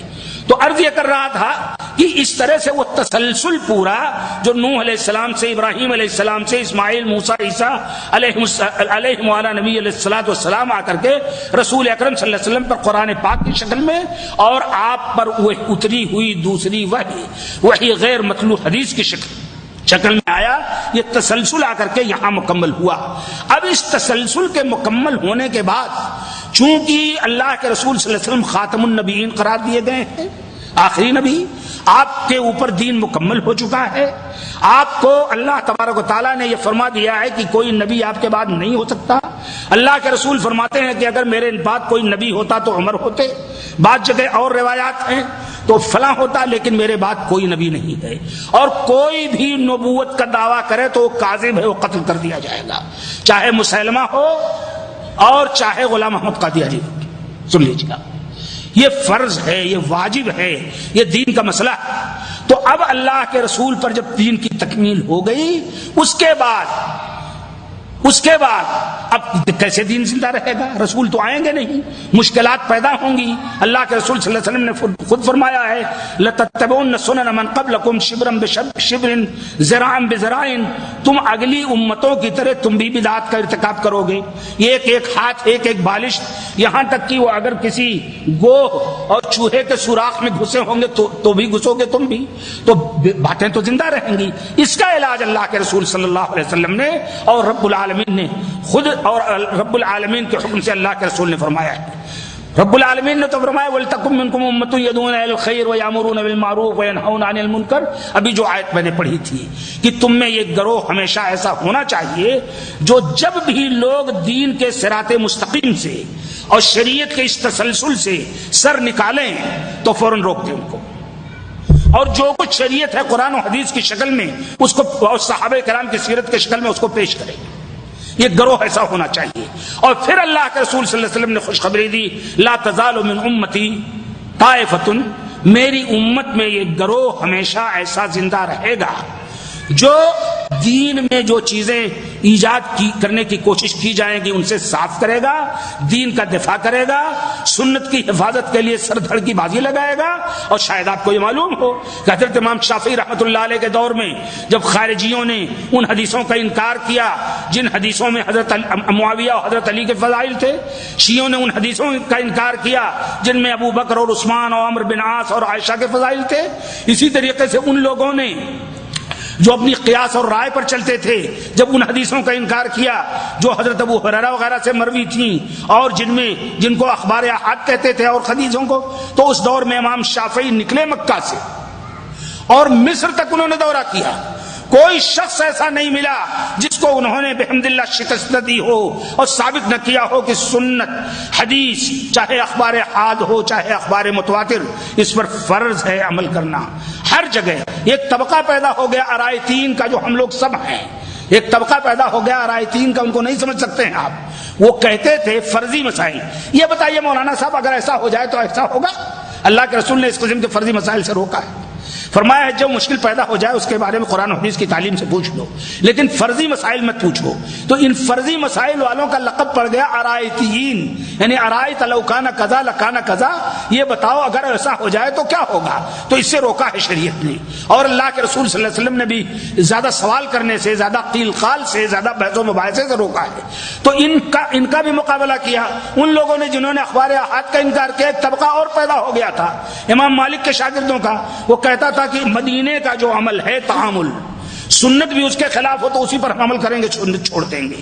امام شافعی کے استاد تھے امام مالک، لیکن شافعی نے امام مالک کے ماننے والوں کے اس عقیدے کی بھی مخالفت کی، آرائتین کی بھی، اور ان کا لقب پڑ گیا ناصر الحدیث۔ یہی صورت وہاں ہوئی ہندوستان میں، انڈونیشیا میں۔ مجھے موقع نہیں ہے کہ ان تفصیلات میں چاہوں، یہ اس کے لیے تو ایک مکمل وقت ہونا چاہیے، طلبہ ہونے چاہیے تاکہ سوال جواب کریں اور بات آگے بڑھے۔ کتنا ٹائم باقی ہے بھائی؟ تو ہو چکا ہے، ہاں ٹھیک ہے، بس ابھی سوال جواب بھی تو ہے، اور سب لوگ بھوکے بھی ہیں، سوچتے ہوں گے کہ اب یہ بھوکا ماریں گے رات بھر، سردی کی رات آ رہی۔ تو بہرحال تو عرض یہ کر رہا تھا وہ تسلسل باقی رہا، اور اس تسلسل کا بقا قیامت تک ضروری ہے۔ کیا ہے ناصر الحدیث ہندوستان میں جو آپ نے ذکر کیا، ہاں بڑی مشکل ہے، تو یہ تسلسل پوری دنیا میں باقی رہا۔ اب یہ سب ہندوستان کے بارے میں پوچھتے ہیں، اگر آپ بیٹھیں میرے ساتھ یا کوئی اور وقت نکالیں تو اس تسلسل کا پورے طور پر انڈونیشیا میں بھی میں نے مطالعہ کیا ہے، اور ادھر مغرب کے ممالک میں بھی میرا مطالعہ ہے بحمدللہ۔ اللہ تعالیٰ توفیق دے اور حافظے کو محفوظ رکھے اور عمل و تقویٰ کی توفیق عطا فرمائے۔ اور اسی طریقے سے مالیشیا میں بھی، مصر اور اس طرح سے ممباسا وغیرہ کے علاقے میں، یہ ممکن ہی نہیں ہے کہ تسلسل باقی نہ رہے۔ دین قیامت تک کے لیے دین ہے، شریعت قیامت تک کے لیے شریعت ہے، قرآن و حدیث قیامت تک کے لیے حجت ہے، محمد الرسول اللہ آخری رسول ہیں۔ تو یہ ممکن نہیں ہے کہ تسلسل ختم ہو جائے۔ یہی وجہ ہے کہ یہ تسلسل پورے طور پر زندہ رہا۔ ہندوستان میں اگر شاہ ولی اللہ کا ذکر کریں، آپ ملا معین سندھی کا ذکر کریں، تو آپ کو بعد کے ادوار میں سنت کی جو خدمت ہوئی، رشید رضا جیسے لوگ، عبدالعزیز خولی جیسے لوگ، ہندوستان کے مناظر احسن گیلانی جیسے لوگ جو اہل حدیثوں کو صدرم قلیل سے تعبیر کرتے ہیں، تو ایسے لوگ بھی اس بات کا اعتراف کرتے ہیں کہ اس تسلسل نے ہندوستان میں حدیث کو زندہ رکھا۔ میں آپ کو بتاؤں، سعودی عرب کے 20 عالم ہیں جنہوں نے ہندوستان میں جا کر کے حدیث کی تعلیم لی۔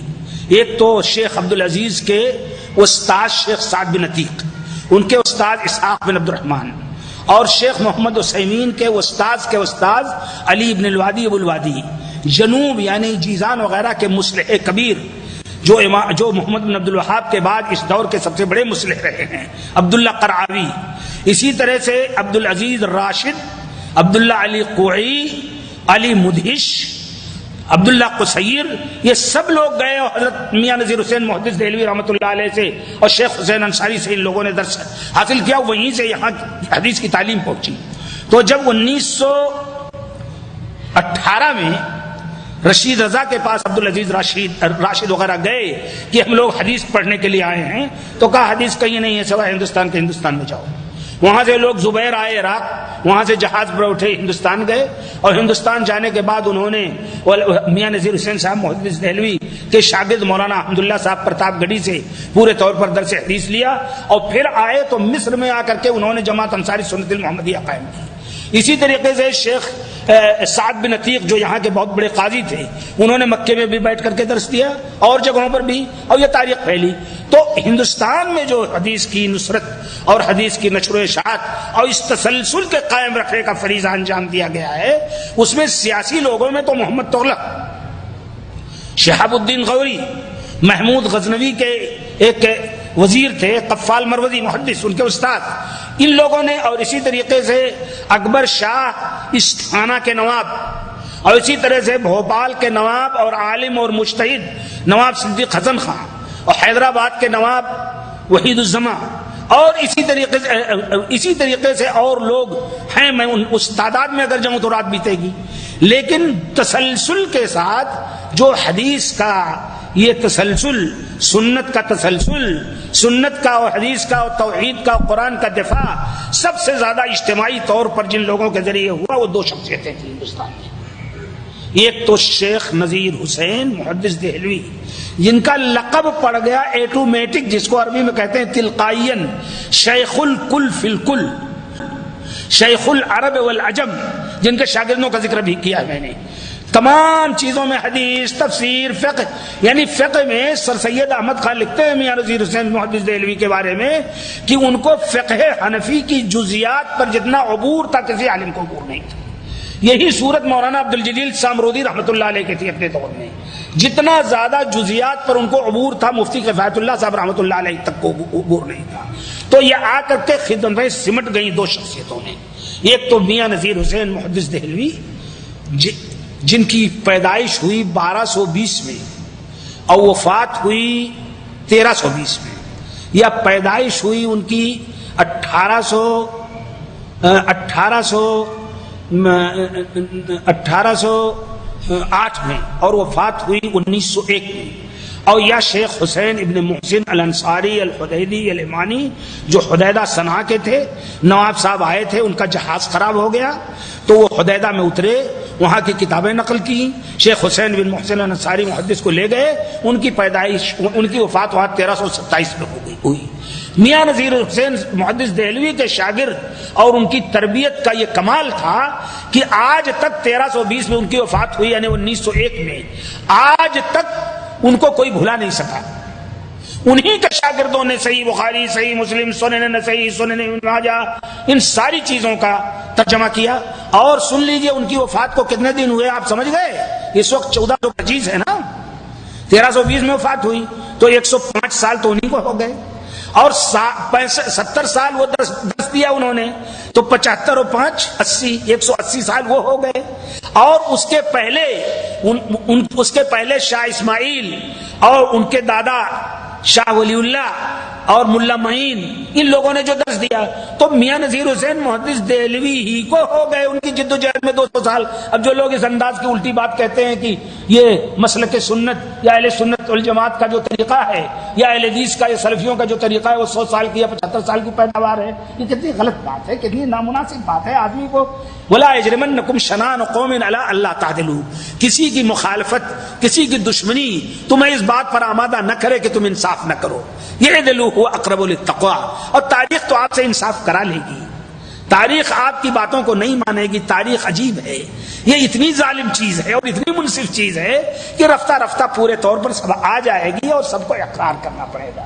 تو میاں نذیر حسین محدث دہلوی رحمۃ اللہ علیہ کے بعد ان کے شاگردوں میں ایک تھے علامہ ابو محمد ابراہیم آروی، جنہوں نے سب سے پہلے اقامتی درسگاہیں ہاسٹل والی قائم کی آرا میں، اور جب دارالعلوم ندوۃ العلماء کی بنیاد رکھنے کا معاملہ آیا تو انشاء اللہ خان انشاء جو اس دور کے بڑے ادیب تھے، انہوں نے کھل کر کہا کہ دارالعلوم ندوۃ العلماء کی کوئی ضرورت نہیں، علامہ محمد ابراہیم آروی کا مدرسہ احمدیہ آرا کافی ہے پورے ہندوستان کے لیے۔ اسی طریقے سے قاضی سلیمان منصور پوری رحمۃ اللہ علیہ، جب علامہ شبلی نعمانی نے سیرت النبی لکھنا چاہا تو علماء نے کھڑے ہو کر کے کہا کہ علامہ شبلی نعمانی آپ کو کوئی ضرورت نہیں ہے سیرت رسول لکھنے کی۔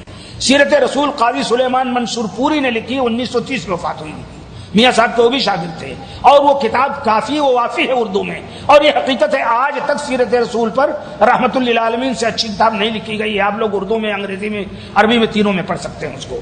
تو میاں نذیر حسین محدث دہلوی کے شاگردوں میں سب سے پہلے شاگردوں میں امام عبداللہ غزنوی، علامہ ابو محمد ابراہیم آروی، اسی طریقے سے علامہ عین الحق پھلواروی، اسی طریقے سے علامہ عبدالعزیز رحیم آبادی، علامہ عبد المنان محدث وزیر آبادی۔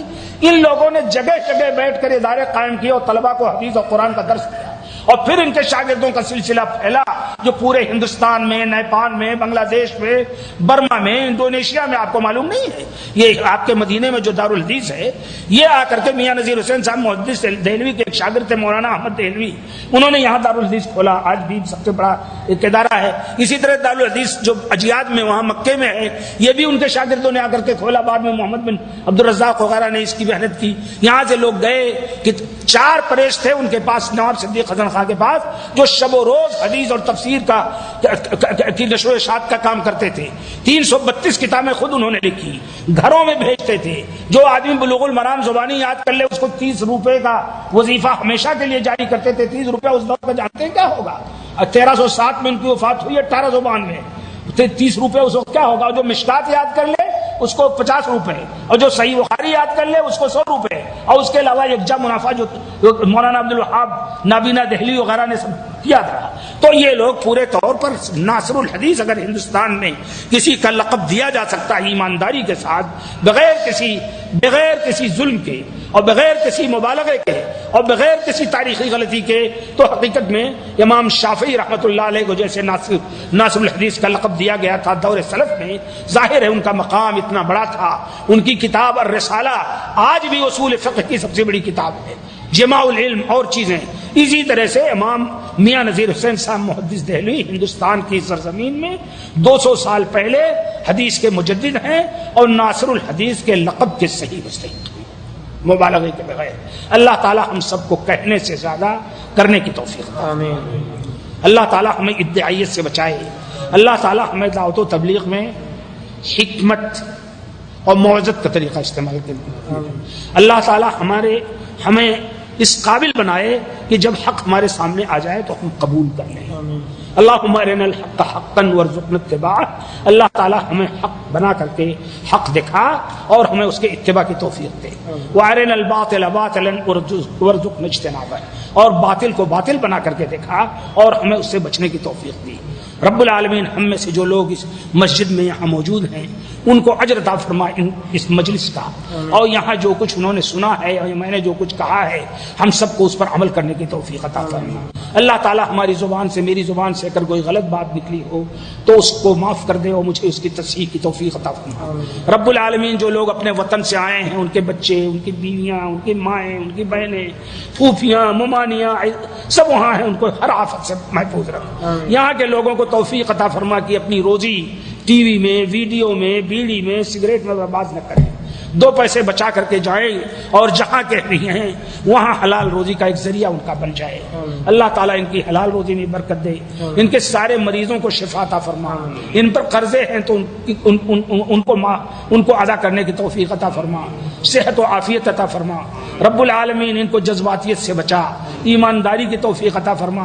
اللہ تعالیٰ تو اپنی مدد اور توفیق سے ہمیشہ ان کو نواز، اپنی مدد و توفیق سے محروم نہ رکھ۔ اللہ تعالی ہم مسلمانوں کو ایک دوسرے کی غیبت کرنے سے، تہمت تراشی سے، ایک دوسرے کے خلاف کینہ رکھنے سے محفوظ رکھ۔ رب العالمین مسلمان جہاں جہاں مظلوم، چاہے جہاں مظلوم، اللہ تعالیٰ ان کے ظلم کو ختم کر۔ اللہ تعالیٰ ہم اس حد تک بگڑ گئے ہیں کہ اب ظلم جس کے بارے میں تو نے فرمایا ہے، تیرے رسول نے فرمایا ہے کہ مظلوم کی دعا سے بچو، اس لیے کہ مظلوم کی دعا اور اللہ کے درمیان کوئی حد فاصل نہیں۔ تو اب اتنی مظلومیت ہماری ہے، لیکن ہماری بددعا اتنی ناکام ہو گئی ہے توحید چھوڑنے کی وجہ سے، سنت چھوڑنے کی وجہ سے، اخلاقیات میں درستگی نہ ہونے کی وجہ سے، یہ ہماری بددعا بھی قبول نہیں ہوتی۔ ظالم پورے طور پر پوری دنیا سے مسلمانوں کو نیست و نابود کرنے کے لیے، خود مسلمانوں کے ہاتھ سے نیست و نابود کرنے کے لیے شب و روز جد و جہد کر رہا ہے، کھلم کھلا اعلان کر رہا ہے، لیکن اللہ تعالیٰ تیری لاٹھی نے ابھی ظالموں کو نہیں کچلا۔ تو اپنی انصاف کی لاٹھی سے، اپنے انتقام کی لاٹھی سے ان کو اس طرح کچل کہ ہمیشہ عبرت حاصل کریں، فرعون کی طرح، نمرود کی طرح، حامان کی طرح، ابو جہل کی طرح، امیہ بن خلف کی طرح۔ اللہ تعالیٰ یہ ظالم فرعون سے بھی زیادہ ظالم ہے، نمرود سے بھی زیادہ ظالم ہے، ابو جہل سے بھی زیادہ ظالم ہیں۔ انہوں نے پوری دنیا اور پوری کائنات کو اپنے شر اور اپنے ظلم اور اپنی صفا کے سبب دیا ہے۔ ان سے پاک کرنا اسلامی دنیا۔ سبحان ربک رب العزت عما یصفون والسلام علی المرسلین والحمد للہ رب العالمین۔ اللهم صل علی محمد وعلی آل محمد كما صلیت علی ابراہیم وعلی آل ابراہیم انک حمید مجید۔ اللهم بارک علی محمد وعلی آل محمد كما بارکت علی ابراہیم وعلی آل ابراہیم انک حمید مجید۔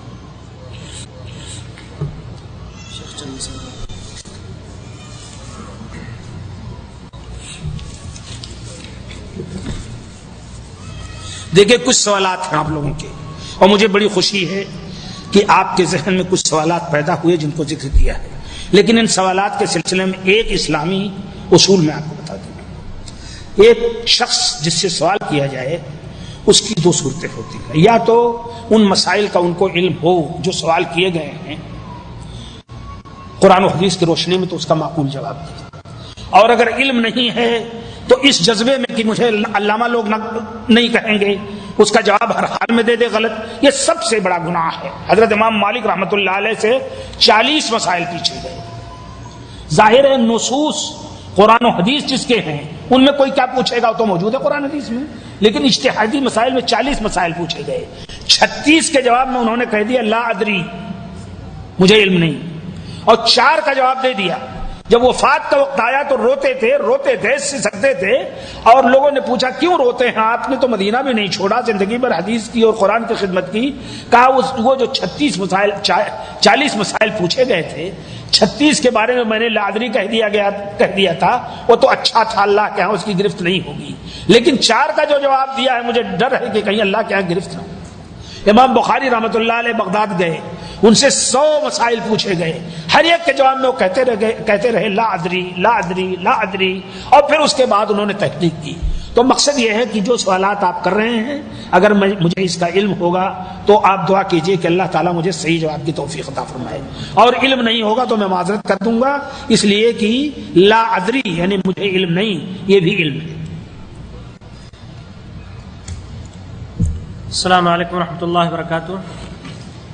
ہمارے 4 ساتھیوں نے اس تعلق سے یہ سوال کیا ہے کہ کیا اسلام ہندوستان کے اندر صوفیہ کے ذریعے سے پہنچا، بالخصوص اس میں نام ذکر کیا گیا ہے خواجہ معین الدین چشتی رحمۃ اللہ علیہ کا، تو آپ اس پر روشنی ڈالیں۔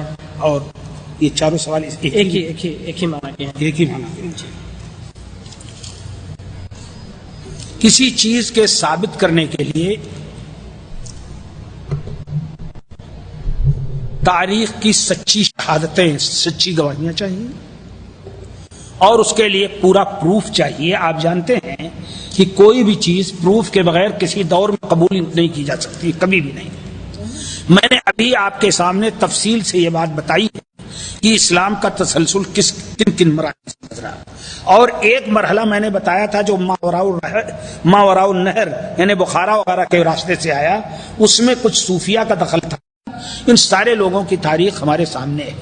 بدقسمتی سے ان میں سے کوئی صحیح حسن ثابت ہو جائے تو ہو جائے، ورنہ عموماً موضوع اور ضعیف ہیں، جیسے ابھی میں نے شیخ نظام الدین اولیاء کا قول نقل کیا تھا۔ اسلام جو پھیلا، جب اسلام کوئی ہوگا تب تو پھیلے گا۔ ان صوفیہ کے پاس اسلام کی صحیح شکل نہیں تھی، بلکہ شکل یہ تھی کہ ہندوستانی جوگ جو ہندو اور بدھسٹوں میں اور ہندوؤں کے خاص طور پر سناتن دھرمیوں میں، ہندوؤں میں 4 طبقے ہیں۔ ایک طبقہ تو سناتن دھرمیوں کا ہے جو مکمل طور پر بت پرست ہے، ایک طبقہ آریہ ورتیوں میں ہے جو بت پرست تو ہیں لیکن ان کے اندر تھوڑا سا عقلی تقاضے بھی ہیں، اور ایک طبقہ آپ جانتے ہیں سکھوں کا ہے، وہ سکھ اس اعتبار سے ہندو ہیں کہ وہ بھی اپنے مردوں کو دفن نہیں کرتے ہیں، ان کے یہاں بھی 12-10 گرو ہیں، اور چوتھا طبقہ جینیوں کا ہے جو لوگ کوئی بھی یہاں تک کہ ناک پر کپڑا باندھ لیتے ہیں تاکہ کوئی کیڑا آ کر کے جراثیم آ کر کے مر نہ جائے، مگر کہیں مظلوموں کو قتل کرنے کا معاملہ ہوتا ہے تو نہیں کوئی گناہ ہوتا ہے. سمجھ گئے آپ؟ تو یہ چاروں طبقے پورے طور پر جن تعلیمات سے بدھسٹوں کا طبقہ، جینیوں کا، سناتن دھرمیوں کا، آریہ ورتیوں کا، سکھوں کا، 10 گروؤں کی بانی اگر آپ نکال کر کے معاف فرمائیں ہمارے صوفیہ کے اقوال اور ان کے خیالات سے مطالعہ کریں تو آپ کو پتہ چلے گا کتنا ایک دوسرے کے قریب ہو گئے. اور آپ کو شاید معلوم نہ ہو، گرو نانک جن کا نام عبد المجید تھا، وہ اپنے دور میں سب سے زیادہ جن لوگوں سے متاثر تھے ان میں ایک عقیدہ تھا وحدت الوجود کا. تو اس دور میں جو حضرات صوفیہ جن سے وہ پڑھتے تھے انہوں نے کہا کوئی ضرورت نہیں، سارے دین ایک ہے اور تم ہندو رہو، سکھ رہو، مسلمان رہو، ہر حال میں مکتی تمہاری ہوگی اگر تم خلق خدا سے محبت کرتے ہو. تو صوفیہ نے اپنے دور میں جن لوگوں کو مرید بنایا یقیناً ان کی مریدی کی وجہ سے وہ لوگ ان کے حلقے ارادت میں داخل ہوئے، اور بعد میں ان میں سے جن لوگوں کو موقع ملا قرآن و حدیث کے مطالعے کا وہ سنبھل گئے، لیکن جن لوگوں کو موقع نہیں ملا وہ اسی طرح شرک پر اور وحدت الوجود پر رہے. لیکن ان صوفیہ کی درگاہوں میں، ان صوفیہ کے شاگردی میں، ان صوفیہ کے حلقوں میں کوئی آدمی سچا موحد اور متبع سنت مسلمان نہیں ہو سکا. مثلا ایک بڑی درگاہ ہے بہار میں، بہار کے لوگ ہوں گے، پھلواری جس کو پھلواری شریف کہتے ہیں، اجمیر جس کو اجمیر شریف کہتے ہیں، اور دیواں جس کو دیواں شریف کہتے ہیں. شاید آپ کو معلوم نہ ہو، دیواں میں رنڈیوں نے کچھ سال پہلے دعویٰ کر دیا تھا کہ ہمیں یہاں کے سجادہ نشین محمود صاحب نے رقص سے روک دیا ہے، ڈانس سے، اور ہماری روزی کا یہی ذریعہ ہے. تو سیکولر گورنمنٹ نے فیصلہ کیا کہ نہ روکا جائے، ان کو حریت دی جائے. تو میں علامہ شبلی نعمانی رحمۃ اللہ علیہ کا ایک عجیب واقعہ ہے، مولانا آزاد سے انہوں نے بتایا کہ وہ گئے تھے نظام الدین اولیاء کی درگاہ میں. تو نظام الدین شیخ حسن نظامی دہلوی رحمۃ اللہ علیہ بہت بڑے ادیب تھے اور وہ ناچ جائز قرار دیتے تھے، رنڈیاں بھی آتی تھیں. تو علامہ شبلی نعمانی ادیب تھے، باذوق تھے، غزل بھی لکھتے تھے. تو ان کے اہتمام میں اکرام کے لیے انہوں نے ایک مجلس منعقد کی ڈانس اور میوزک کی. اب وہ اتفاق سے کہیں فوٹو میں یا کسی میں جو ڈانسر تھی رنڈی وہ جانتی تھی اور وہ منسوب تھی اہل سنت والجماعت کی طرف، یعنی شیعہ نہیں تھی. تو جب وہ آئی تو کہا واہ علامہ شبلی، کیا آپ نے الفاروق لکھی، کمال کر دیا. تو علامہ شبلی کہتے ہیں مولانا آزاد سے کہ میری آرزو ہوئی اس وقت کہ کاش یہ زمین پھٹ جاتی اور میں اسی میں دفن ہو جاتا. تو مقصد یہ ہے کہ یہ ماحول جس میں اس انداز کی چیزیں ہوں، اغانی، میوزک، جہاں حدیث نہ ہو، جہاں قرآن نہ ہو، جہاں سیرت سلف نہ ہو، اور جہاں پورے طور پر گرو نانک سے سارے لوگوں کی تقدیس ہو، اور جہاں یہ تصور ہو سارے ادیان ایک ہیں، وہاں اسلام نہیں پھیل سکتا ہے. اور السلام علیکم ورحمۃ اللہ. سوال ہے، بس السلام علیکم نہ پڑھیے تو کر چکے ہیں، سوال پڑھیے. ایک طویل مدت تک آپ کا تعلق جماعت اسلامی کے ساتھ رہا ہے، جی مہربانی کر کے جماعت اسلامی کی دینی حقیقت پر روشنی ڈالیں. میرا تعلق جماعت اسلامی سے کبھی ایک سیکنڈ کے لیے نہیں رہا. جماعت اسلامی میں سب سے زیادہ نمایاں شخصیت اس کے بانی مولانا ابوالعلا مودودی کی تھی، دوسری شخصیت مولانا امین حسن اصلاحی کی تھی، تیسری شخصیت مولانا عبد الغفار حسن کی تھی، چوتھی شخصیت مولانا عبد الجبار غازی کی تھی. یہ تنظیم 47 کے پہلے کچھ دن پہلے بنی اور پھر یہ لوگ پاکستان چلے گئے. یہ لوگ پاکستان کے بھی مخالف تھے لیکن وہاں پہنچ کر کے انہوں نے پاکستان کے انتخابات میں بھی حصہ لیا، اور ایک دور ایسا آیا جس میں بھٹو صاحب کے ساتھ بھی انہوں نے تعاون کیا، ایوب خان کے خلاف. یہ ساری چیزیں ہوئیں. جماعت اسلامی ہندوستان بر صغیر ہندو پاک میں جماعت اسلامی، اور مصر میں الاخوان المسلمون، اور ترکی میں حزب السلامہ، اور یہ تینوں جماعتیں پورے طور پر مکمل طور پر یہ ثقافی کلچرل جماعتیں ہیں. ان کے پاس عام طور پر جدید موضوعات پر تصنیفات ہیں، لیکن ان میں سے کوئی نہیں ہے جس نے توحید خالص کی دعوت دی ہو یا سنت صحیحہ کی دعوت دی ہو. ہر جگہ اخوان مسلمون میں امام حسن بننا اور اسی طرح سے اور ان کے جو ماننے والے تھے ان کی شکل یہ تھی کہ وہ ختمی طریقے کا رقص ہوتا تھا صوفیہ کا، وہاں مجلسوں میں رقص تک کرتے تھے. جماعت اسلامی ہندوستان کی اس میں عقل پرستی زیادہ تھی، اس لیے کہ مولانا مودودی یہاں حیدرآباد کے لوگ موجود ہوں گے. حیدرآباد میں دائرۃ الترجمہ تھا جس میں مولانا مودودی تھے ملازم باقاعدہ اور وہاں کا پرچہ بھی نکالتے تھے. تو دارالترجمہ میں انہیں میکیاولی اور ہیگل کی کتابوں کے ترجمے کا دیکھنے کا موقع ملا، اس کا اثر پڑا، چنانچہ انہوں نے دین کی سیاسی شرح کی. میں جماعت اسلامی میں کو نہ تو کافر کہتا ہوں اور نہ جماعت اسلامی کے بارے میں کوئی زیادہ بات کہنا چاہتا، لیکن یہ بالکل غلط بات ہے.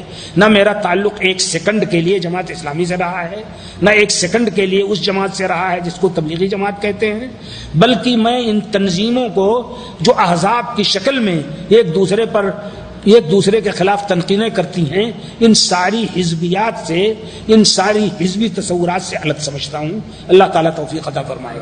جہاں تک جماعت اسلامی کے افکار و خیالات پر تبصرے کا تعلق ہے، ایک بڑی مشکل ان لوگوں کے ہر جگہ ہے. ابھی ان کے ایک مصنف نے جامعۃ الفلاح میں جو مدرس ہے، اس نے ایک کتاب لکھی جس میں رجم کا جو متفقہ مسئلہ ہے، زانی، شادی شدہ زانی کے رجم کا، اس کا انکار کیا.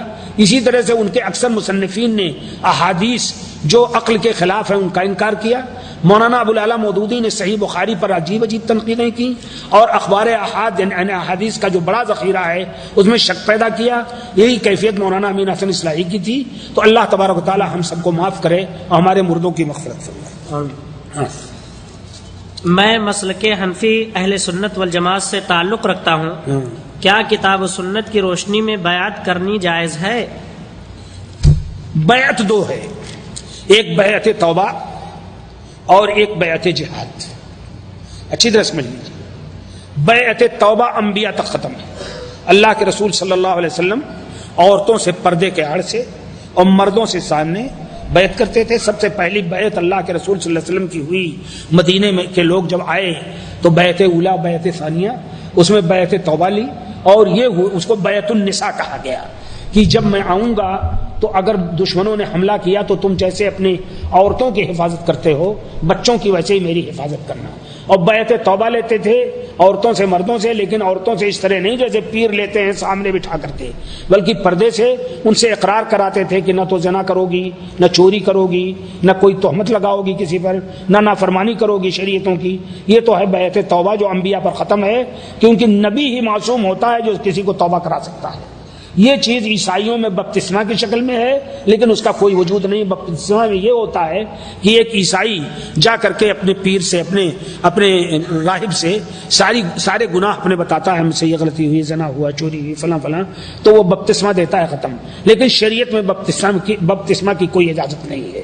شریعت میں اللہ کے رسول فرماتے ہیں جس نے ایک مومن کے عیب پر پردہ ڈالا اسے اللہ تعالیٰ اس کے عیوب پر پردہ ڈالے گا. ایک روایت ہے باقاعدہ کہ مومن کوئی آئے گا تو اللہ تعالیٰ اس کو اپنے قریب کرے گا، کہے گا تم نے یہ گناہ کیا کہ نہیں، یہ گناہ کیا کہ نہیں، یہ گناہ کیا کہ نہیں، یہ گناہ کیا کہ نہیں. تو ڈر جائے گا کہ اب جہنم کے علاوہ کوئی ٹھکانہ نہیں ملے گا. تو اللہ تعالیٰ فرمائے گا تم سے گناہ ہوا تھا لیکن تم نے چھپا دیا تھا، پردہ ڈال دیا تھا، آج میں بھی پردہ ڈال دیتا ہوں. تو اسلام میں بیعت میں اس انداز کی کوئی گنجائش نہیں ہے. اور ایک ہے بیعت جہاد. بیعت جہاد کی شکل، جہاد کا لفظ بڑا خطرناک ہو گیا ہے یہاں. نہایت ٹٹپجیے، جاہل، گنوار، جذباتی چند پیسے جمع کر کے اور جہاد کا نام لیتے ہیں. جہاد جوہد سے ہے. جوہد کے معنی ہے پوری محنت مشقت کرنی. اس محنت مشقت میں سب سے پہلی بنیادی چیز ہے کہ ہم اپنے عقیدے کی اصلاح کریں، اپنے عمل کی اصلاح کریں، اخلاقیات کی اصلاح کریں پورے طور پر، اور پھر مکمل طور پر پوری مسلم سوسائٹی کو اس قابل بنائیں کہ یہ کبھی اگر دشمن سے مقابلہ ہو تو ہمت نہ ہار بیٹھے. اللہ کے رسول نے 13 سال دور نبوت میں صرف اپنی امت کی تربیت کی.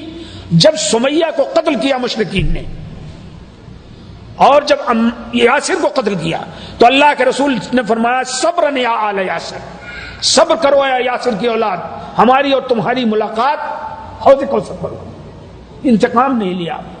حضرت ابو ذر غفاری آئے، انہوں نے اشہد ان لا الہ الا اللہ محمد رسول اللہ کا اعلان کرنا چاہا، آپ نے فرمایا خاموش رہو، یہ تربیت کا دور ہے۔ بعد میں اعلان کی نوبت آئی۔ تو پورا 23 سالہ دور نبوت تربیت کا دور ہے۔ ہماری زندگی 23 سالہ دور نبوت سے زیادہ مناسب ہے، مشابہ ہے مکی زندگی سے۔ اس لیے ہمیں اپنے بچوں کی، بچیوں کی، عورتوں کی، بھائیوں کی، مسلمانوں کی صحیح تربیت کرنی چاہیے۔ اور جب وہ اس قابل ہو جائیں کہ ان کی کھال بھی کوئی ادھیڑ لے تو بھی ایمان نہ چھوڑیں، تب اس کے بعد موقع آتا ہے اور امام منتخب ہو جائے، جو امام پوری خوبیاں، پوری صلاحیتیں ہوں، تب تو جہاد بالسیف کی نوبت آتی ہے، آخری درجہ ہے۔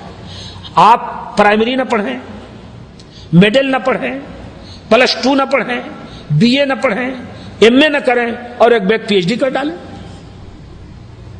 الف بے کچھ نہ آئے، ABCD کچھ نہ آئے، اور ایک بیگ آپ PhD میں داخلہ لے لیں، تو یہ جہاد دین کے دعوت کے بنیاد کی آخری کلاس ہے۔ جب تک ساری کلاسیں پہلے کی طے نہ کر لیں تب تک اس کی ہر کے لیے تم دنیا میں کرنے کا سبب بن رہے ہیں۔ جن لوگوں کی غلطی کی وجہ سے جیسے نام پسند ہو دین قرض کر رہے دشمن، اللہ تعالیٰ ان کو بچائے ان چیزوں سے۔ اور کوئی چیز بیعت، ہاں تو بیعت دوسری بیعت جہاد ہے۔ اب اس کے علاوہ صوفی کی بیعت، ہمارے بھائی جنہوں نے لکھا ہے اپنے آپ کو کہ میں اہل سنت والجماعت، مسلک حنفی اہل سنت والجماعت سے تعلق رکھتا ہوں۔ اصل میں مشکل یہ ہے، ہم لوگ جو عربی نہیں جانتے ہیں، جن کے پاس کتاب و سنت کی تعلیم نہیں ہے، وہ سمجھتے نہیں ہیں کہ اہل سنت والجماعت کیا ہے۔ اہل سنت والجماعت نام ہے ان لوگوں کا جو اللہ کے رسول کی سنت، حدیث اور اسوہ آنے کے بعد کوئی بھی کام کرتے ہیں اس کو چھوڑ دیں فوراً، چاہے چھوٹا مسئلہ ہو یا بڑا۔ اور جماعت صحابہ کا جو طریقہ تھا، الجماعت سے مراد آج کی جماعت نہیں ہے، یہ پورے طور پر حوثائیوں کی جماعت کے ساتھ اکٹھا بیٹھ گئے، اتنے لوگ اکٹھا تو بازار میں بھی بیٹھتے ہیں، دیکھیں کس کس مقصد کے لیے تحت جاتے ہیں۔ جماعت اور ازدحام میں فرق ہے، آپ سمجھ لیجئے۔ ازدحام بھیڑ کو کہتے ہیں، آپ بازار میں جاتے ہیں، میلے میں جاتے ہیں، اور وہاں میلے میں جا کر کے آپ کوئی مچھلی خریدنا چاہتا ہے، کوئی گوشت، کوئی پیاز، کوئی ترکاری، کوئی ملاقات کرنا چاہتا ہے، کوئی نظر لڑانا جانتا ہے، کچھ اس طرح سب لوگ ازدحام۔ اور جماعت جیسے حج کی جماعت ہے، جو لوگ جاتے ہیں احرام باندھ کر عمرہ کرتے ہیں، مزدلفہ میں جاتے ہیں، مینا میں جاتے ہیں، پھر اس کے بعد عرفہ میں جاتے ہیں، یعنی ایک مقصد کے تحت اکٹھا ہو جانا۔ تو اہل سنت والجماعت ان کہتے ہیں جو توحید اور توحید کے سارے تقاضوں اور رسول اکرم صلی اللہ علیہ وسلم کی سنت پاک، حدیث پاک، سیرت پاک، اسوہ پاک اور اللہ کے رسول کے اسوہ پاک کو عملی طور پر جن لوگوں نے اپلائی کیا، یعنی صحابہ کرام کی جماعت صرف صحابہ کرام کی جماعت کو کہتے ہیں اور کسی کو نہیں کہہ سکتے۔ ان کے جو لوگ پورے طور پر متبع ہوں وہ اہل سنت والجماعت ہیں۔ اب جب وہ ہیں تو آپ کیسے اپنے آپ کو پھر حنفی کہتے ہیں، شافعی کہتے ہیں، مالکی کہتے ہیں، حنبلی کہتے ہیں؟ کیسے اہل سنت والجماعت ہو گئے؟ تو اس کا مطلب یہ ہے کہ حدیث رسول، سنت رسول، اسوہ رسول اور صحابہ کرام کے پورے طور طریقے کو، اور صحابہ کرام کے طور طریقے کا یہ حال ہے کہ حضرت عبداللہ بن عمر کے پاس کچھ لوگ آئے اور کہا حج تمتع کے بارے میں کیا رائے ہے آپ کی؟ تو عبداللہ بن عمر نے کہا کہ اللہ کے رسول صلی اللہ علیہ وسلم نے حج تمتع کی اجازت دی ہے اور اس کو افضل فرمایا ہے۔ تو کہا اور آپ کے باپ تو منع کرتے تھے؟ تو کہا کیا میرے باپ کی بات مانو گے کہ رسول اکرم صلی اللہ علیہ وسلم کی بات مانو گے؟ سمجھ گئے آپ؟ یہ ہے صحابہ کا اسوہ، کہ کوئی ایک ذرہ برابر اگر کہیں سے کوئی چیز نکل جائے۔ عبداللہ بن عمر کے لڑکے بلال، ایک تو بلال حبشی رضی اللہ تعالیٰ عنہ مؤذن رسول، ایک لڑکے ان کے بلال تھے، انہیں موجودہ دور کی کچھ چیزیں اس وقت بھی پیدا ہو گئی تھیں، عورتوں میں بے پردگی وغیرہ بھی، تو اللہ کے رسول کی حدیث ہے کہ لا تمنعوا مع اللہ من بیوت اللہ، عورتوں کے لیے افضل تو یہ ہے کہ گھر میں نماز پڑھیں، لیکن اگر وہ مسجد میں نماز پڑھنے چاہیں پردے سے جائیں، کھنکھناتے زیور نہ پہنیں، عطر و سینٹ نہ لگائیں، تاک جھانک نہ کریں، تو مسجد میں روکو مت تم، افضل تو یہی ہے گھر میں پڑھیں، نہ روکو۔ تو بلال نے کہا ان کے لڑکے نے میں تو روکوں گا، تو کہا تجھے شرم نہیں آتی ہے؟ میں کہتا ہوں اللہ کے رسول نے فرمایا ہے کہ نہ روکو، تو روک رہا ہے، اللہ کی قسم میں تجھ سے بات نہیں کروں گا، چنانچہ زندگی بھر ان سے بات نہیں کی۔ ایسے ہی عبداللہ بن مغفل کا واقعہ ہے، انہوں نے کہا کہ کنکری سے مت کھیلو، یہ کنکری جو ہوتی ہے اللہ کے رسول نے فرمایا ہے کہ یہ کنکری جو بچے کھیلتے ہیں، کسی کے آنکھ میں لگ جائے تو آنکھ پھوٹ جائے، کسی کے دانت میں لگ جائے تو دانت میں زخم ہو جائے، لہذا کنکری سے مت کھیلو، کھلواڑ دوسرا کرو۔ تو انہوں نے کہا، پھر بھی کھیلتے رہے، تو کہا کہ میں کہہ رہا ہوں اللہ کے رسول نے فرمایا نہ کھیلو، میں تم سے زندگی میں بات نہیں کروں گا۔ تو اہل سنت والجماعت وہ ہوتا ہے جو جہاں بھی حدیث رسول آ جائے، سنت رسول آ جائے، اسوہ رسول آ جائے، قرآن کا حکم آ جائے، صحابہ کا وطیرہ اور عمل آ جائے، وہاں بس ختم، گویا ٹائر پھٹ گیا اس کا، اب چل نہیں سکتا، اس طریقے کا چلنا چاہیے۔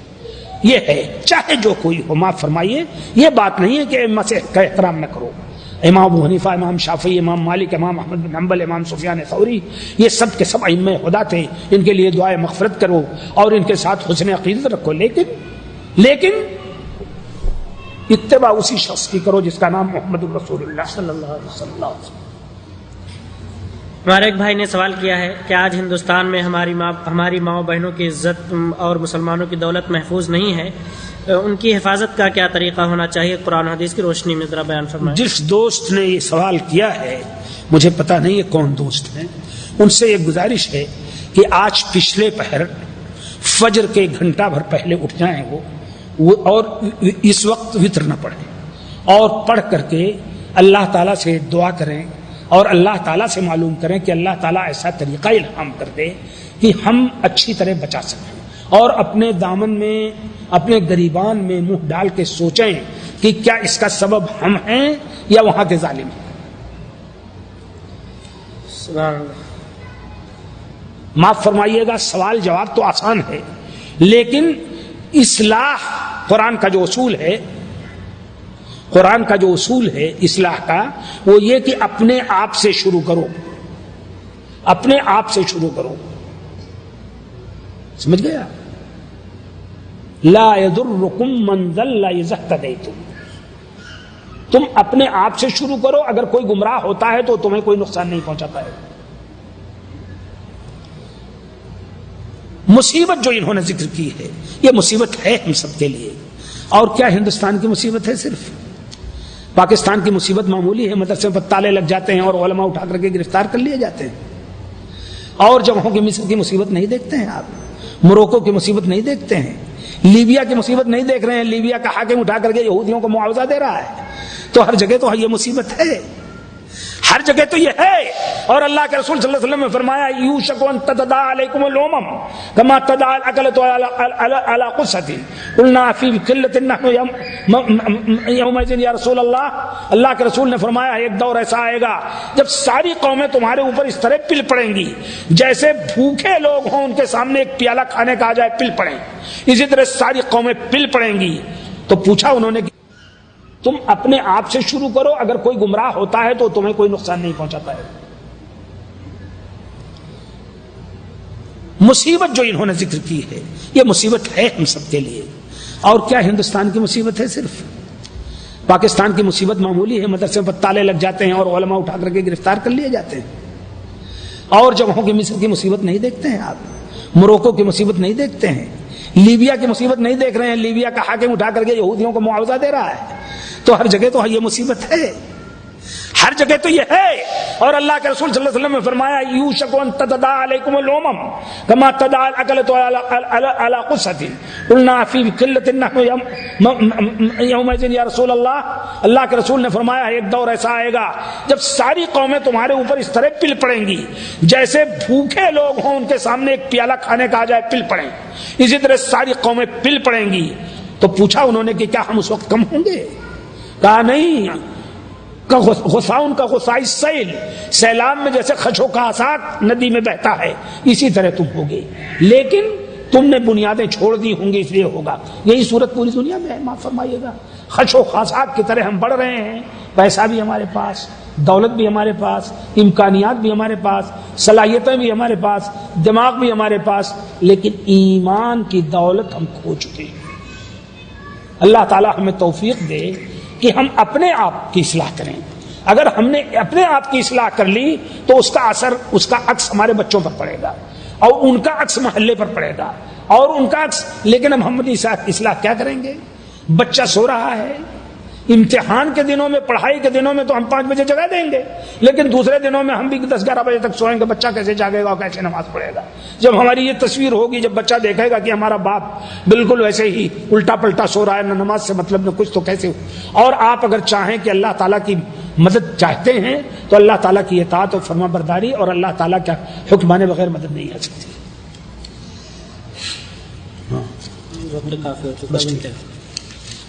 جزاکم اللہ خیرا و شکرا لکم. اللہ تعالیٰ ہمارے استاد محترم فضیلت الشیخ کو جزائے خیر دے کہ اپنی علالت اور مرض کے باوجود بھی ہماری تربیت کے لیے اتنا وقت نکالا. اللہ تبارک و تعالیٰ آپ کو شفائے کامل عاجل عطا فرمائے اور آپ کا سایہ ہمارے اوپر زیادہ دیر تک رکھے. اور ہم سب آپ کا بھی شکریہ ادا کرتے ہیں کہ آپ لوگوں نے اپنا وقت لگایا. اللہ تعالیٰ ہم سب کو نیک عمل کی توفیق عطا فرمائے.